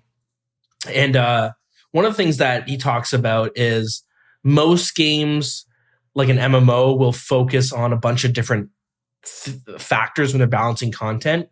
But Jagex in RuneScape has an additional factor that most games don't have. And it's basically focus, or no, we called it attention calibration, which is how AFK it is. And most games don't balance content around how AFK is it to do. But RuneScape, we know, heavily does. Everything needs to be properly balanced. If it's not too AFK, it has to give more money or more experience. And so I think shooting stars is just they're trying to find that corner where it's we need something more AFK or whatever it is. It was interesting to watch the video for it to break it down, because I never really thought about, we all know that AFK activities are a thing, but yeah, when I think about other games, I'm RuneScape's the only game where it's that's something that they think about actively. Yeah, the whole idle skilling and the mining rework, it's just really teetering on this larger conversation about just the content, people doing content they don't want to do to get, I guess a max cape, or to get certain goals they want, whether it's quest goals or even just better mining for Tombs of Amascut or something. It's a really interesting conversation, but it does feel like the shooting stars in some ways is a band-aid for mining, because pretty much every other method people have a lot of problems with. Yeah, true. Yeah, we see that a lot. Anyways, it is nice to see that I got some sort of buff, though, because I love the idea of shooting stars, and it was a shame that it got to a point where it kind of died. It was just less active in general. All right, next in our 2023 lineup, not so much an update, but some juicy drama. You'll love it. October 6th, Jagex came out with a dev blog called Item.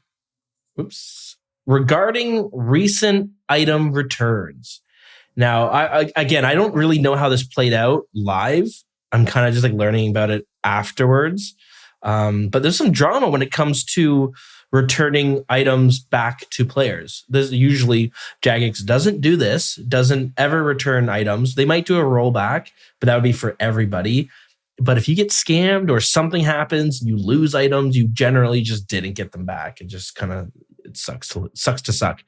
But this one had to do with a content creator who, I guess they got some favoritism. Now, again, I wasn't super in the loop when it was going on. But Trey, do you know what was going on here? Yeah, there's a channel called The Farmers who's made up. It's kind of what you might call like a mega group of other streamers who the four of them have a group, Hardcore Iron Man. And yeah, they had a Fang that disappeared from their account and they couldn't figure it out. So they talked to Jagex about it. And, you know, you can imagine for Iron Men, losing a Fang is a pretty annoying thing, pretty big deal. So, but to pretty much everybody's surprise, Jagex basically just gave their group a new Fang.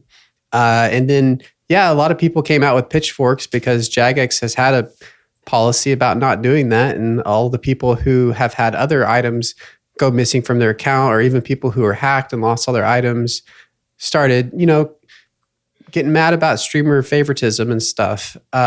Which first off, I think streamer favoritism is a thing. And I don't think that should be surprising to anybody. I mean, these people are a giant billboard for this game. And of course they want to keep those people happy. I don't think there's any surprise there. But yeah, that was kind of the drama. About a week later, kind of unexplained. I don't know if there was anybody actually figured out how it happened, but the farmers got their original Fang back. And so they had kind of a little ceremony where they got rid of the new Fang, you know, because they didn't want to cheat. They didn't want it to have an extra Fang. So they're all good now, but that was definitely something that people were very upset about. Yeah, and even reading the dev blog and some of the Reddit posts, it seems like there were around, I might be getting the number wrong, but about 300, I think it even says here, 380 players that successfully received lost items. So I guess there's a bug that might have been going around or something, but 380 other players did get that restored. And then I saw a lot of pitchforks still out. People are like, okay, how many of those were content creators? The community loves to get upset when you see streamer favoritism. I've been noticing it like for years. It seems like whenever something you can point to, it's like, streamer favoritism. People on Reddit lose their mind, which makes sense. It feels like you are a lesser of a customer, I guess. Like we're both using the same product, yet they're getting significantly better customer service than we are, and it arguably we're paying the same amount of money for this game. Yeah, and I mean, you know, I'm a little too carefree about this. You know, I maxed this account at 5,800 hours played. And if I went to log on one day and I was banned for no reason and I had no voice to get that fixed, and it was just, there was no help for me, I don't know what I would do. I'd be devastated. And so I understand that has happened to a lot of people, and I can't imagine how that would feel.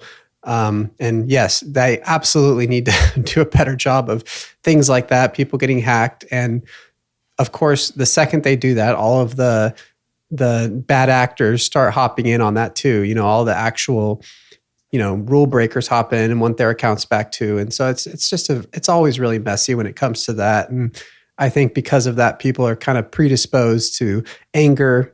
And so when you get something like this with the farmers, it was just, once again, just a perfect outlet for people to voice the thing they've been posting on Reddit daily for the past 6 months. Yeah, and like streamers, are, I mean, they get their favoritism, not streamers, not just streamers, content creators get their favoritism because they're like marketing tools too. And they're, like look at Settled. His Swamp series was so popular. If you like millions of views, or over a million views, and so many people who don't even play RuneScape watched it, and they might have played it back in the day, but it was just so well done. Like that's a great tool for marketing. So it kind of makes sense why they give them like special privileges. And quick side note / tangent: have you seen Settled's newest video? Mm-hmm. Yeah, I watched it. Oh, I thought it was so good. Yeah, it's crazy. I mean, we're hitting the point where these grinds are, I don't know, maybe I'm wrong. Maybe they're just going to keep getting crazier and crazier. It's just how restrictive can you make your account? That was wild. Crazy. So if anyone who doesn't know, go watch it because it's so frigging good. But basically a new game mode using a RuneLite plugin that makes the game modes like feel so legit. So legit that I bet you Jagex is going to introduce something like it down the road.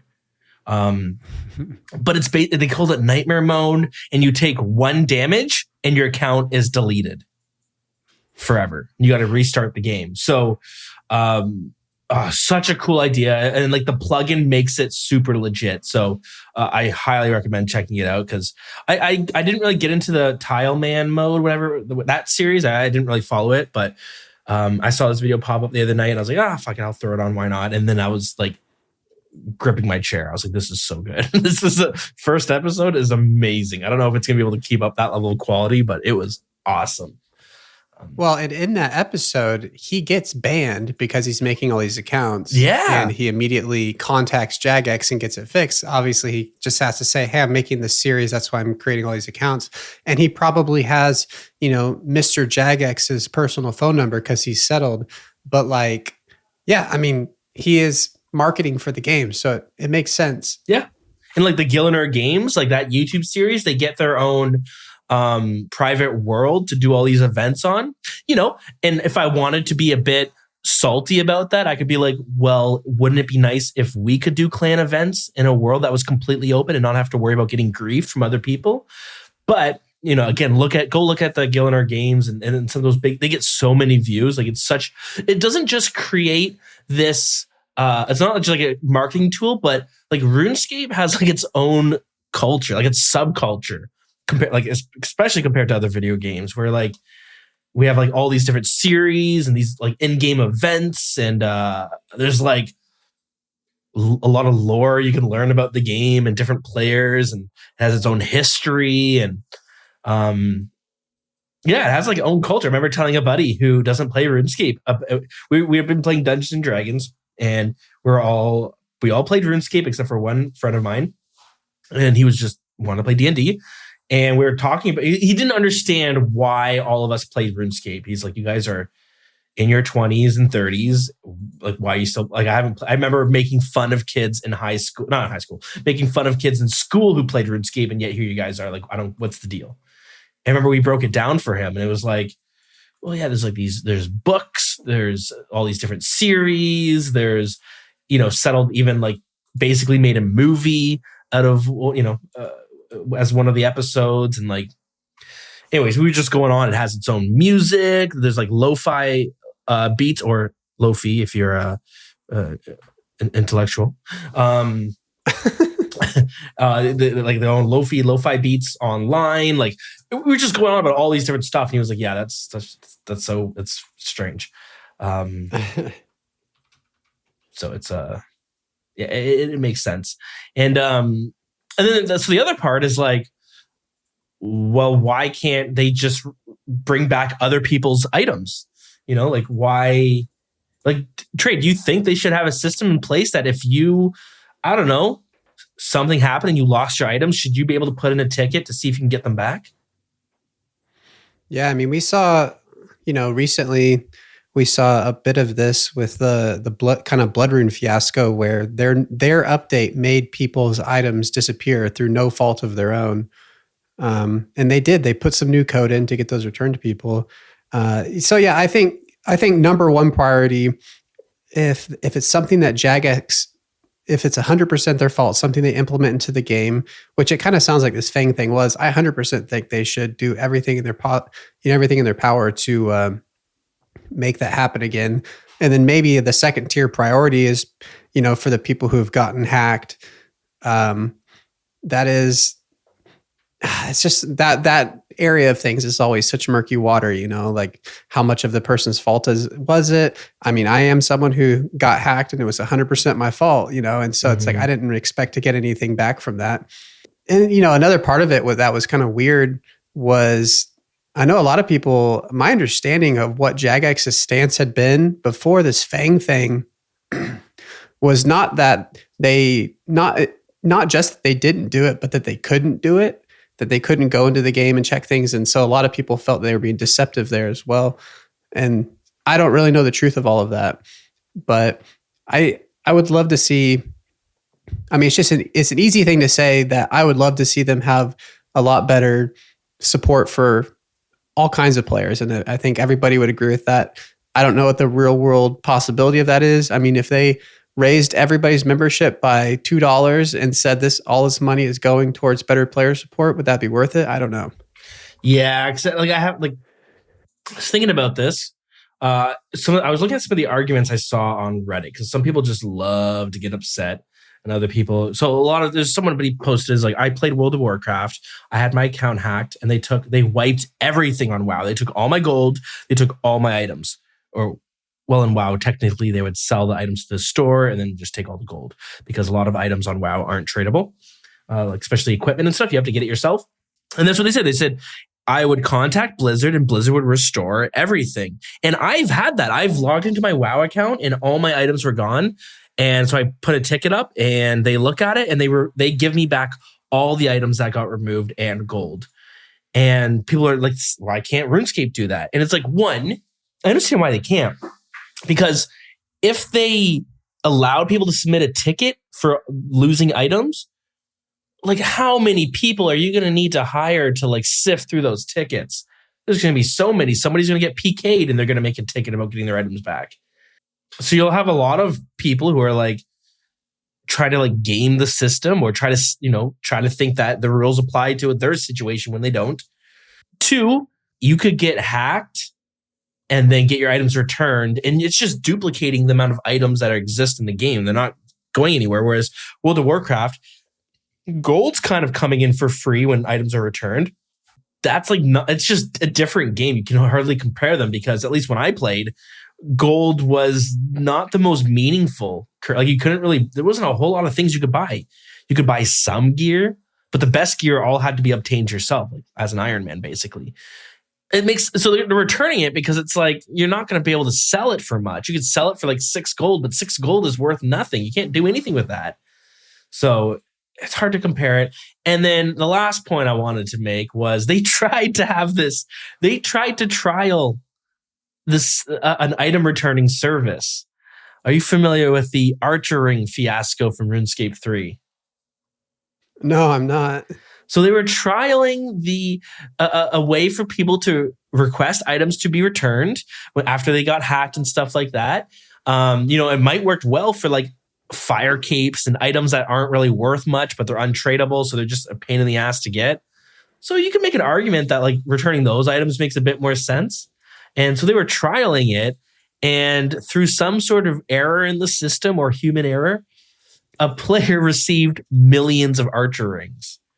And oh boy, within one day, they went from 1 million all the way down to like 70K value, because he sold them all on the GE, and he crashed it. And I don't think they ever really recovered.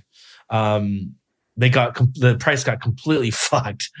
And that was them trialing it. So obviously that's not really a good argument. I think it's just funny. Couldn't help myself to bring it up, but yeah. So, I mean, I get why they do it. Although like a system where you could get back your untradables might be nice. I just don't know how you could abuse that, but people find a way. That's what makes all this stuff hard, is there will always be somebody who finds a way. And I mean, if one person can make 100 mil off of that, but 99 people can get their accounts restored, I think it's a good thing, but I don't know. I don't know those numbers. Yeah, me neither. So yeah, it's good old drama. At the end of October 25th, we see Forestry Part 2. So this is the second half of Forestry. Gosh, I can't even remember what our thoughts were about Forestry Part 1. So we might be re-saying some things that we already said. But Part 2 came out, and with it came a bunch of new events, some new items. I would say this is probably more hyped than the first one, only in the sense that like there's a lot of like meaningful items you could grind for, whereas Part 1 of Forestry, there wasn't much. Like I kind of was like, there's not a whole lot of like cool stuff with this update. The foundations there. We have a few events, we have items, we have the system baked in, but okay, you have a log basket that you could, carry more logs, or you have a clothing pouch you can put your lumberjack outfit into and wear Fashionscape. But nothing too meaningful. And then Part 2 of the Forestry update, you got the new axes. And then what I thought was cool, you got a few more events, and then you got a pheasant and fox whistle in order to transmog your beaver pet into a fox or a pheasant. And though I've seen those around, they look really cool. I've spent a fair bit of time with Forestry now, and I'm not really entirely sure how I feel about it. It's fun. I think it's a positive update overall, but the more I've done it, the more disappointed I've been with the update. It feels like a very messy update. Like when I'm trying to navigate the shops, there's so many items you can buy, and honestly, like it's not even clear to me what does what or why I need certain items. For the longest time, I was just doing the fox and pheasant events and hoping to get the whistle. And it wasn't until I had already done a bunch of events that I realized you need to own a specific item to be eligible for the pet whistles. Oh, really? Yeah, that was annoying. I didn't realize that. And it just like wasn't clear.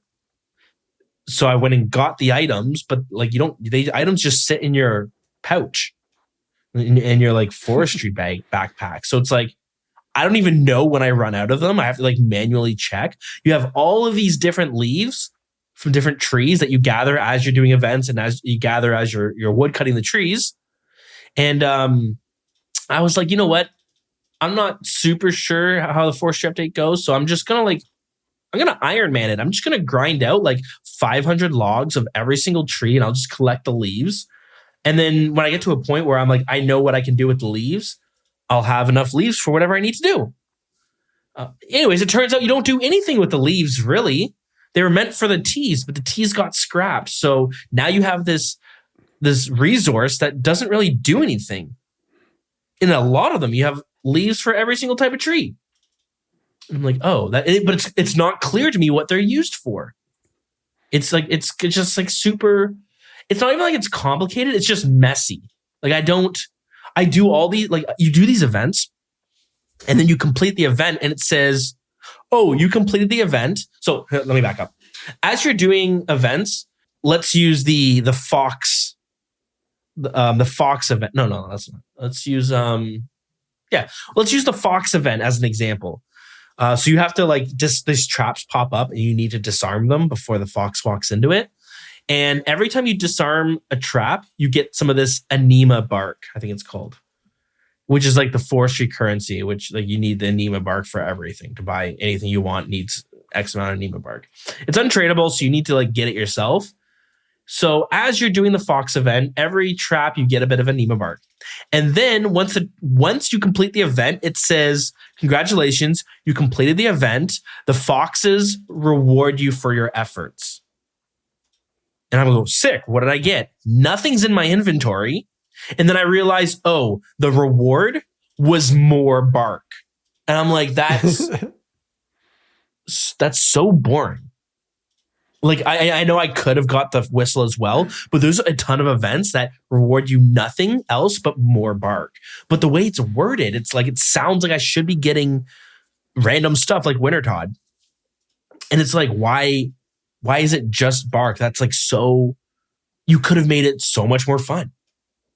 And anyway, so there's a bunch of events that like, I'm grinding them out for the collection log, but they don't do anything. You get these items and they're just like, they literally don't do anything.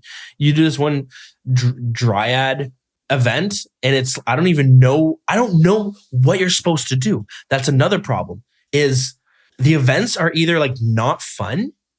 Some of them are fun, but a lot of them aren't fun. And a lot of them are like, I don't really know what I'm supposed to do. I only know what I'm supposed to do because RuneLight is highlighting specific things. So like there's this dryad event where these different symbols appear on the ground. There's like a green triangle and like a yellow square and like a blue circle.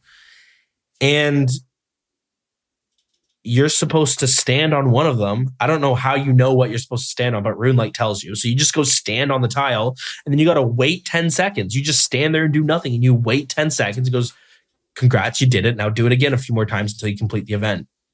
And so you just click and wait 10 seconds. And I'm like, this isn't fun at all. Like, I'm only doing this because I want to get the item, but I do it because I want the item. But it's like, it's like they got to a point where they came up with like 3 or 4 fun events, but they realized they can't release just like 3 or 4 events. So they're like, we have to do 10. So here's 6 where you're like, stand on this spot for a minute. Or how about this one? You click between 2 things, but you can't click too fast. If you click too fast, it's not going to register. So you got to click, wait, and click on the other wait, and click on the other wait, and click on the other wait. And so you got a few events like that. And it's just like, not really fun. And it's just like annoying that we still have this problem. I feel like we have this problem where they're trying to introduce stuff and they're like, they need to pad it out with more content. They just can't release a couple activities. We got to do more. So you got a bunch of these activities that like, this isn't even fun. Like, I don't know. Like anyways, that's what annoys me about the forestry event is a lot of it just like, it feels like they were never trying to make it fun. They just realized they needed to hit a quota of events. I get annoyed about the same stuff with like Corrend favor. If you're ever grinding out favor, almost every activity just isn't fun. And it feels like they didn't even try to make it fun. They just like, they like clicking on stuff. So let them click on these 2 things. I didn't mean to go off the rails. I'm in a big empty room too. And as I get like heated or start talking loudly, it gets very echoey. I need to fix this room up. But what do you think of forestry? No, I mean, it's funny that you say all that because that was kind of one of my partially on my post-max grind list because I did want that Fox transmog. I think it's really cute. But yeah, that's pretty much what you're saying is kind of what I've heard from everybody. It just kind of sucks. It's way too complicated. And it seems like what I've seen from a lot of people, and it kind of harkens back to the shooting stars, is a lot of people, there's a CC for it and they just call out these events. Yeah. So instead of as intended would be, you sit there and you chop your logs and there's something fun every once in a while. You just have people hopping worlds to the events and doing them really fast, knocking out the collection logs. And I don't know, for that side of it, I don't know if I want to call it a failure, but that's definitely not what they intended for it. And it feels like people who are, once again, doing things they don't enjoy just for either collection log slots or, transmogs or whatever. I guess there's the axes, the 2-handed axes you can get or whatever. Mm-hmm. And it just, it's kind of annoying that these things I hate it's so frustrating, this dead on arrival content that gets released and there's this big build up to it and it comes out and it's like nobody wants to do it. And forestry had such a weird development where I think everything they kind of wanted to do with it kept getting shot down, like all the T's and stuff, because they were super powerful. And at the end of the day, I think like what you were saying, if they had just found the 4 best events and kept it at that, do it in one update, nice and simple. The timers on the trees is what really made forestry appealing to people. And they could have just kept it simple and it would have just been an overall good update. Like, I think the foundation and the idea or the concept of forestry is great. I love the events are cool. It's just that I think maybe they were so focused on creating events, they never thought about what makes a fun event. I think of like this is one event where you're pollinating flowers.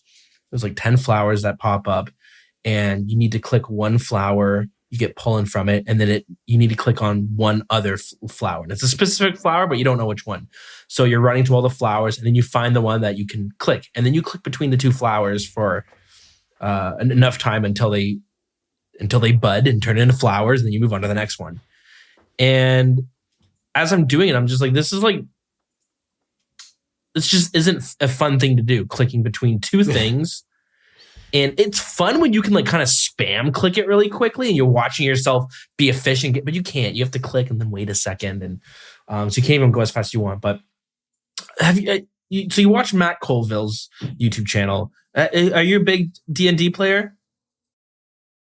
Yeah, love D&D. Done a lot of DMing, a little bit of being a player. Cool. Kind of a little bit of a forever DM type of person, though. Yeah, I feel that. It's the hardest part is getting the group together. But so Matt Colville, he plays a lot of D&D, does a lot of whatchamacallits. He started his own company called MCDM, and then he starts selling Dungeons and Dragons supplementary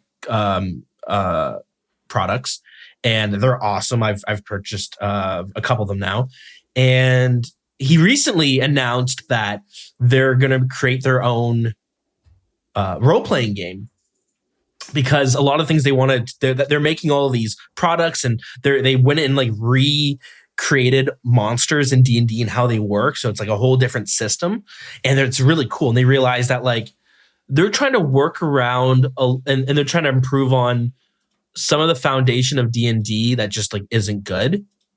And then they realized, what if we just made our own table, like our own role-playing game, where we made sure it doesn't have the things that D&D has, where it's just not fun. And so they're explaining their game design. They have these game design videos where they're talking about like their thought process behind things and why they're doing it this way and not this way, and why D&D does it this way. And one of the things that like they were talking about with Dungeons and Dragons is like, when you're in the combat, they talk a lot about how combat just isn't fun, which is weird because combat is such a huge part of D&D. But like, when I think about it, I was like, I think I agree. Combat is like, if a combat lasts an hour long, it's like 15 minutes of fun and then 45 minutes of kind of just waiting around and like not doing anything. And I was like, it makes a lot of sense, because so when you're in combat and you're fighting someone, you need to make two rolls. You roll once. You roll a d20 to see if you're going to hit, and you roll your d20. You add these modifiers depending on what level you are and what character you have and your weapons and all that sort of stuff. And so, you roll this d20, and then the enemy has this certain armor class, and you need to roll higher than whatever the armor class is. But if you roll under whatever, if their armor class is 18 and you roll 17, then you don't roll damage. You don't do anything. Your turn's basically over unless you have more actions, but usually your turn's like basically over at that point. If you do hit, you roll another dice to see your damage. One of the things they talked about is like when you roll to attack and you miss, that's not fun. Like nobody is having fun at that point, but it's there for to give armor a reason to exist in D&D. So when they're talking about their thing, they're like, we want to make sure everything is just fun. That's our main priority. We don't care if it seems realistic or whatever it is. We just care about it being fun. And it's just like, it's been really interesting listening to it, where they point out things that like with D&D, like I don't really think about. I just kind of deal with it. But then when I think about it, I'm like, yeah, that's not a fun system. Combat is a big motivator for when I'm playing, but it's also like sometimes my least enjoyable part of a D&D session. It's usually fun if we're going to die and we don't. That's where it gets kind of fun. But generally speaking, you just kind of like roll, hit, or like how many times have I've had to roll and I just keep missing, and you just like, I'm not really playing this combat. It's just like not that much fun. So I think sometimes RuneScape has that problem where they don't focus on like what makes something fun, but they just like add these activities in that take a lot of components from other activities we have And then you end up with this unfun activity, but it's like, it fits though, because look at it, it's like a mash of different activities. But like there's a lot of stuff in this game that just isn't fun to do.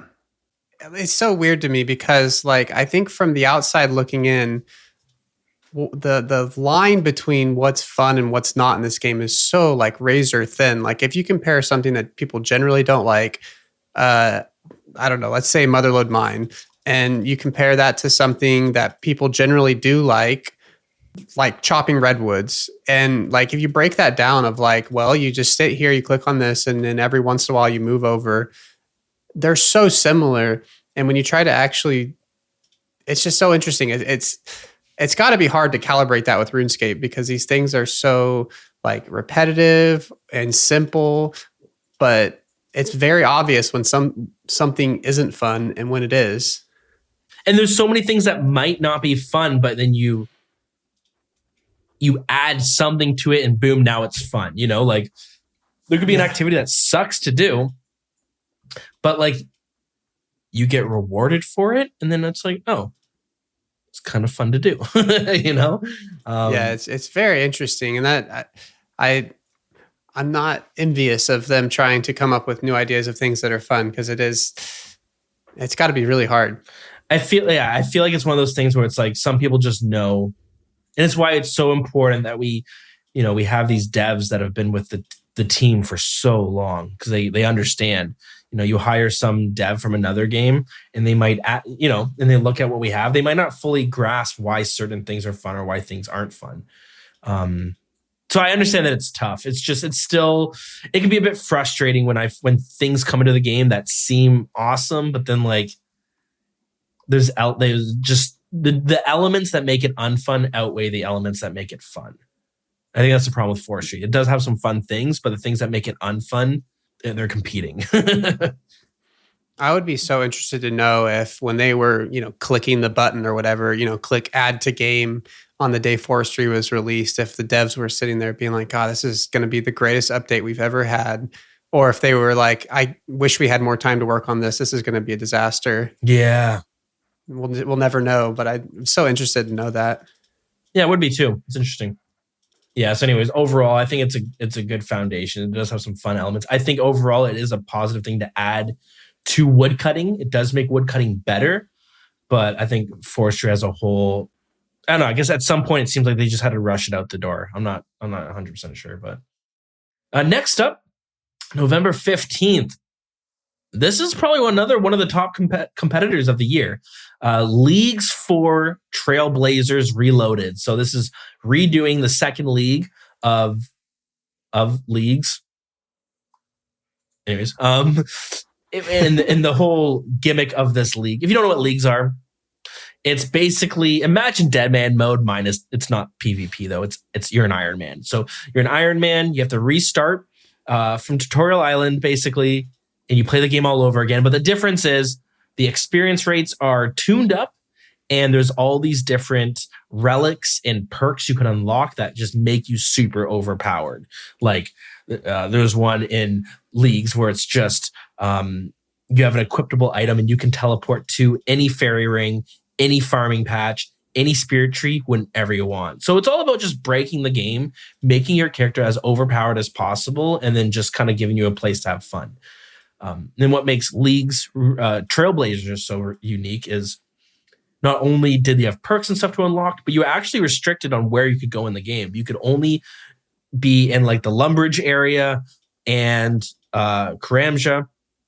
But then as you unlocked points, you were given the option to, you were able to select from a bunch of different areas to unlock. So it became very fun when it comes to like theory crafting what your build's going to be. It's like, oh, you want to go full range? Well, there's a relic for range, which will make you super powerful when you're ranging, not melee or mage, although each combat style had their own version of it.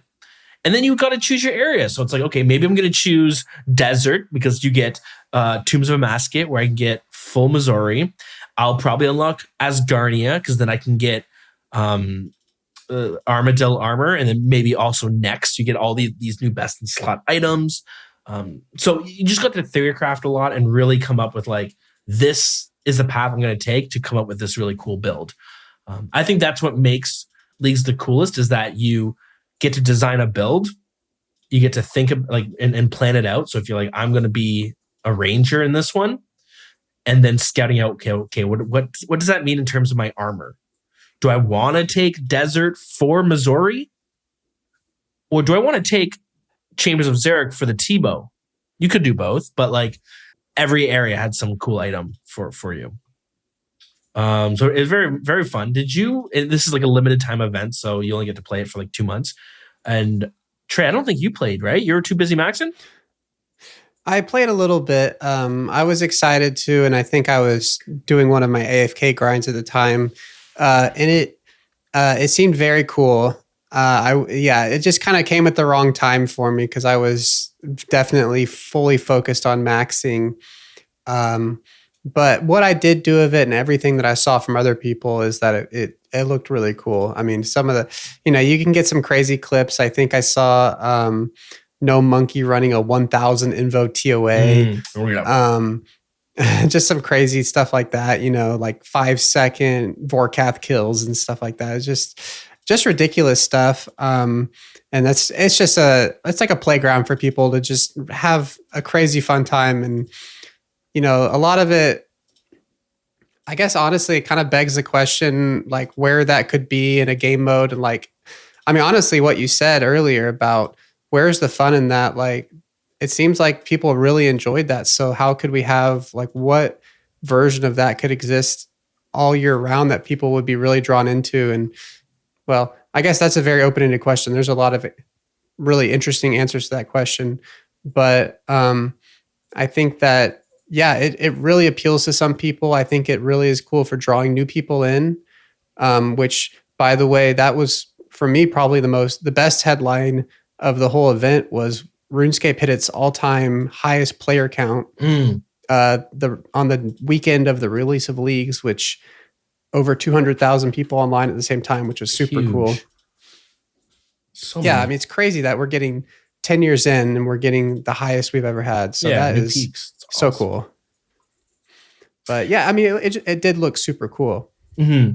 It was a lot of fun. Again, though, there are elements to it that I'm like, don't like it. You have to grind out tasks to get your points in order to unlock areas and perks or relics, as they're called, that make your character super overpowered. And I'm not a huge fan of them because it's basically just going through and doing a bunch of combat tasks and diary achievement diaries. That's what it kind of feels like, but you have like hundreds you need to do. But I played it. I had a lot of fun. I actually got the farthest I'd ever gotten. And almost every league, every league I want to PVM. I'm so excited to get to the end game and grinding out raids and all this end game PVM stuff. The problem is I always quit before that happens. And I realize where it is that I quit in leagues. And it's you get to a point where you could keep leveling, but you need to unlock the next relics or you need to unlock the next area because the place that it's just, you're getting stale. You're not making much more progress and levels mean nothing if there's nothing to be grinding for. So then you have to start just grinding out these tasks. And I remember I would spend a few nights just grinding out the tasks. And I'm like, this isn't fun. Like these tasks suck. And this is where I would quit because it's not as simple as, spend a couple hours. It's like I was spending 4 or 5 hours trying to get them all so I can unlock the next area. And then that's where it's like, this is where I tap out because this isn't fun. Anyways, I pushed through it and my goal has always been to raid. And again, I might have mentioned this last episode. I probably did. So I'm sorry, but I can't fully remember. So my goal was always to raid. And I started doing a bunch of PVMing and I was having so much fun, which is perfect. So I was getting bored of my main account. And then I finally got to Toa and Cox, Chambers of Xeric and Tombs of Masket. And I ran like 3 tombs with some clan mates. And then I was like, I'm going to do a Chambers by myself. And I ran a solo Chambers. And I completed it. And I was like, and then my desire to play the game stopped completely. Like it was like so apparent. As soon as I finished Chambers of Xeric, I'm pretty sure I just logged out and never logged back in because I didn't have a goal past raiding. My end game goal was to raid, And then when I did it, I was like, I guess I just keep raiding until I get good items, and then I can go do other stuff. But yeah, my desire to do that just like tanked. But it was fun. Love leagues, and I love that they make it different every year. Every year. So that was November 15th. Fast forward to November 29th, and we got a bunch of Chambers of Xeric changes. So Chambers of Xeric, it's like an older raid, came out in like 2016, 2017. And it's like a product of its time. There's a lot of like jankiness to it, a lot of things that it kind of goes back to it. It's like, what's the point of having this? All it does is make it unnecessarily tedious to do. And sometimes people are like, well, that means it's hard, right? It requires more skill to do it. And it's like, it's also just annoying.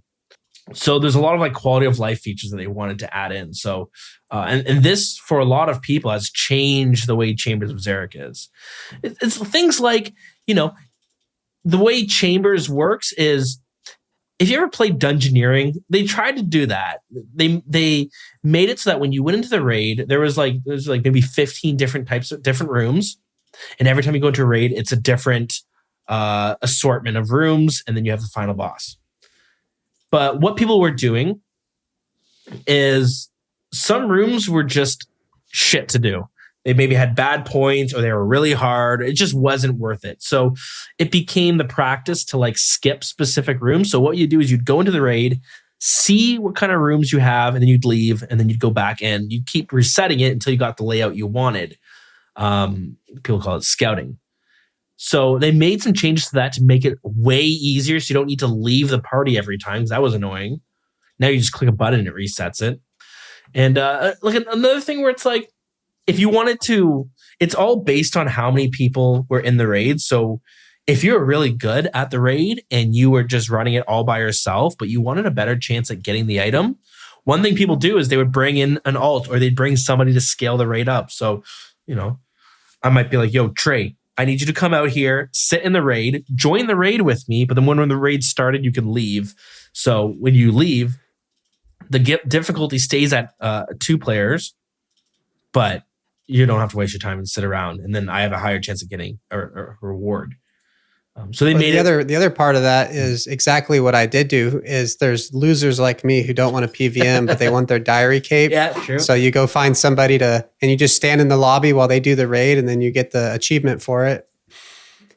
And it's going to be a bit harder now because people don't need you to show up to scale the raid anymore. They can just, there's now like a menu option. You can tune it up yourself. There's a whole whack of updates like that. Tecton is a boss in there that I skipped all the time early on because it's just, the fight isn't super hard, but he has so much defense that like if you don't hit a Dragon Warhammer spec, it's such a pain in the ass to kill him. So, and that's like annoying to like a boss becomes significantly easier if you're lucky and you land a hit. So they made it so that the first Dragon Warhammer spec every fight lands no matter what. So stuff like that, which makes the fight, the whole raid itself, like much nicer to kind of go through, and some quality of life updates. Although again, I'm not a huge fan of the Band-Aid where it's like you have these hidden rules you don't know about. It's like, why am I hitting my Dragon Warhammer spec the first time every time I do Tecton? I must be super lucky. It's like, no, there's actually these secret rules that you don't know about unless you're on the wiki. I don't really like that because it gets confusing. I don't know how shit works anymore, to be honest. Like, yeah, we go PKing and we go to the wilderness, and there's like all these things people have to like trade, have to walk you through first. Okay, go turn this menu on, do this, change these settings, Oh, by the way, the blowpipe and the tridents, they don't work the same. And it's like all of these rules that you're just, and there's so much that I don't even know. So many times I'm like, why is it working this way? Like anglerfish. Why the hell, when I eat an anglerfish, am I not overhealing in the wilderness?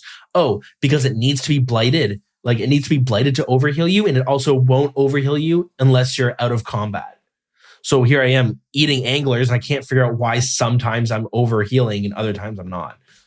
And it's just and I don't think like stuff like that. I don't think it even would say in the chat box like your anglerfish does not overheal you because of, whatever reason. Like it doesn't even, the game doesn't explain itself. Like I think even something like that would be, like, oh, your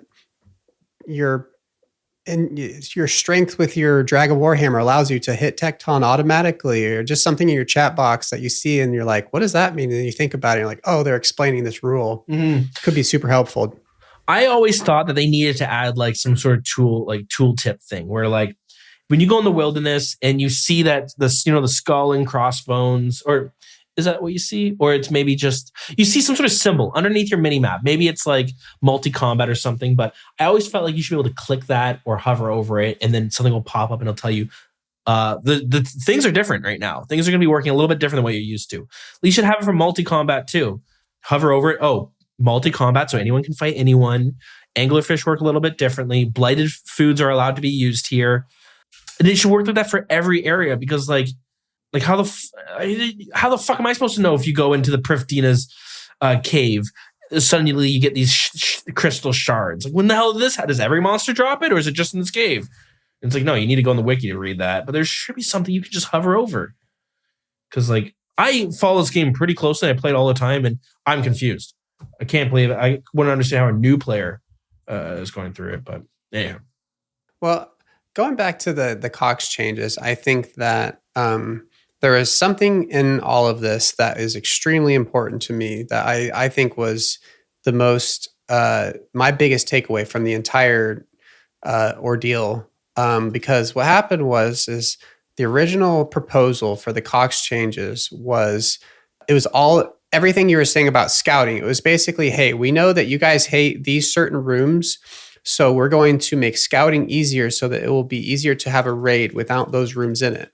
And everybody said, pretty much all at once, everybody said, hey, how about instead of skipping the rooms that suck, why don't we make those rooms better?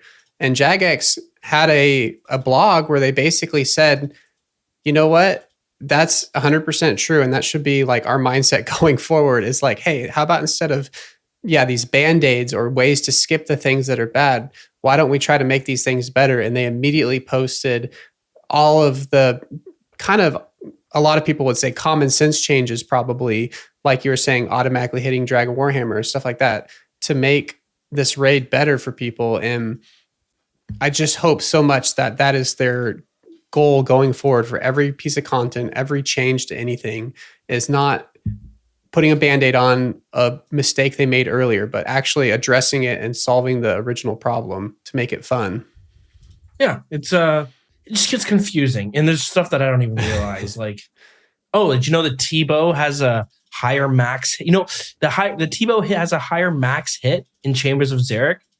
I was like, I didn't fucking know that. What do you mean? Oh, they just have it. They changed the rules so that like when you're not in Chambers of Xeric, you can only hit a max of this number no matter how good your gear is. But in Chambers, they lift it and it's higher. It's like, oh, the fuck? None of that stuff matters. I don't mean to cuss so much. I'm sick. None of that's like a big deal, but it's confusing. And it's like, I don't know. It's like you said, it's like a Band-Aid fix. That's weird. I used to play a game called Warframe, which is like a really cool game. You should check it out if you're looking for something fun to play. It's free to play too. They had raids in that game. It's like an MMO, and they removed it because it kept causing issues. They were like, imagine that they removed they only had one raid and they removed the whole thing because they said a lot of it just wasn't fun. Like the core mechanics, and they just didn't do a good job at making it. And instead of like trying to slap on these like fixes that causing problems, they just like said, you know what, we're just going to remove it because like we kind of didn't do that great of a job with it, that's also crazy. But like, yeah. Anyways, kudos to them for sticking to their guns, I guess. All right, moving forward. The next day, November 30th, we got what was called OSRS Top Trumps. It's a collaboration Jagex is doing with Donald Trump, and I thought this was like the craziest thing that they could have ever done. No, what is Top Trumps actually? I have no idea. It's like a card game. Oh, really? Yeah, but doesn't look like a good card game. So you can get a bunch of different. I gotta look this up. Yeah, you go on their website. It's $27. It might be Canadian, American. I don't know. and you get like a bunch of cards, and there's different bosses. What they're showing here is Commander Ziliana, Calphite Queen, General Grador, Vorkath, Jad, and they have their stats on it with a little bit of lore, it looks like. But they have all their stats on there, how tall they are, how many boss kills there are, max hit, combat level. And how do you play? Well, you choose a category, let's say combat level, and then you play the card you think is going to win, and that card's gone. So it's all about, I have 4 cards, you have 4 cards. I say, let's play max hits. I play the card that, whatever I want to do, I just have to beat your max hit. But then that card's gone forever. And then you're like, okay, let's do combat level next. I love RuneScape products. This seems super weak. And that sounds super fun for 5 seconds, 5 minutes, maybe. Yeah, like not balanced at all. Yeah, I think a RuneScape trading card game would be awesome. I played this game called RuneScape Chronicles, which was like an online trading card game they did. So much fun. It was actually pretty awesome. I was surprised. I assumed it would have sucked, but then I watched a Total Biscuit video on it, and I was like, oh, it looks good. And it was fun. It was a totally different type of card game where, like, instead of playing monsters to fight each other or playing actions to attack each other or spells, instead you each had a hero and they were on a different path. And then we would take turns placing stuff on either path. So I would go first. I put something on your path, and I might put a monster. I might put a trap. I might put like a random event that debuffs you or something. And then you would put something on, or I might put something on my end. Maybe I'll put like weapons to pick up. And your character progressed through the path, and you were just trying to kill each other's person while we each took turns buffing our heroes and placing debuffs and monsters. It's really fun. Surprisingly fun. So why can't we just have that instead of this stupid top trump shit? It's like kind of cool. Like I kind of want it just because it exists. And by the way, it's only 30 cards that they have in there. I don't know what the point of this was. The only way I can see this being fun is if you have these different stats on your card, and every round, the person whose turn it is gets to pick what this round you're fighting based on, whether it's your max hit or your strength or whatever, however it works. And so I can see that would have a little bit of strategy towards like, okay, I'm going to use this. I'm going to use the max hit turn to play this card, and then I'm going to use the combat turn to play this card. But even that feels like it would fizzle out pretty fast. Yeah. Well, anyways, it exists though. I love RuneScape products. I'm waiting for the board game to show up. Yes. I can't wait. I hope that's good. I hope it's good so bad. I hope it's good too. Funny enough, it's been shipped. It's from Singapore, was where the ship was from. By the way, tracking stuff by boat is pretty fucking cool. Oh, I'm cussing way too much today. It's really cool though. You can track the type of boat it is. It shows you a picture of what the boat looks like. It shows you the path it's going on. And we got a notice that they had to detour because pirates were there's an abundance of pirates and the usual shipping route, which is crazy. So next we have December 7th. We're not going to talk about it too much because I think it's worth a larger discussion to really go through it. But December 7th, they released Project Rebalance, which we've already seen one of these rebalances go through, where they nerfed the blowpipe and they tweaked the Din's Bulwark and tweaked Black Dragon Hide and all that sort of stuff. Well, they did it again, but this time mostly because the Fang was too strong. The Fang is this stab weapon that's just like really good, but it was so good that even when it was slashing monsters, it was like best in slot. And they realized, okay, this thing can't be best in slot for everything. And it made stuff like the Scythe just not worth buying because the Fang did what it could do, just a little bit weaker. So the Fang was one example. They also rebalanced the Scythe, and there's the whole lot to it. Not as big as the first rebalance, but yeah, this kind of caused a bunch of mayhem, I think, for a little. Actually, no, people are a little bit more understanding with this one. But yeah, another rebalance change, which I'm always happy to see because kind of like you said, like we see too often they just slap a Band-Aid on it and they don't go back and like, let's fix the problem. They're just like, well, how can we mitigate it? Yeah, it's the kind of thing I there's so much with it that's so interesting, but all I can really say about it without going too much into it is I love this, and I think that I would take this over a lot of the proposed updates they have coming up in 2024. I hope that they can just take their time and make this exactly the XP point perfect, everything how it needs to be. I love rebalances like this. It seems like just making the game exactly how it needs to function. Mm-hmm. I love that. It's hard to have a game to have items that were released in like 2007 and still like not require any tweaking today. So it's good they go back and fix it. Like I mentioned before, but there used to be a trend of like if it's broken, it's going to stay broken forever. But now they're going back and actually fixing stuff more often, which is nice to see. And finally, last thing to talk about, December 15th, we got some very, very exciting news. For the past 4 years now, we've been having winter and summer summits. We look at the next 6 years next 6 months of the game to see what we're going to be getting. But before that, they had this festival where it was just this huge celebration of the game. They had all these cool events. And they had these like keynote presentations where they're basically going to share the biggest updates coming out the following year. And there's this giant event called RuneFest, but with COVID in 2020, RuneFest just stopped and hasn't come back since.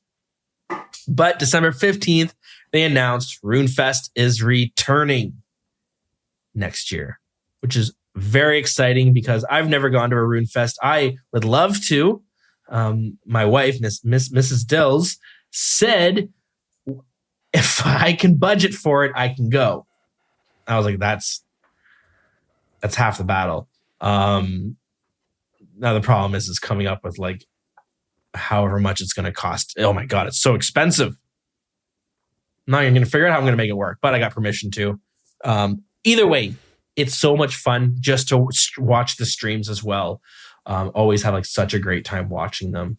So I'm really excited to see this returning because like kind of goes back to like the culture thing and like subculture of RuneScape, like RuneFest. Like it's always sounded a bit cringy to me at first, but as I've gotten older and talked to people who win, it sounds fun. They have like a bar area, you just get freaking dickered at. And then just go and talk about and meet people who play RuneScape. And it's like, that actually sounds like so much fun. I heard it stinks sometimes. So be prepared for that. And also wear deodorant and probably don't wear Axe body spray as your only defense against it. But you know what I mean?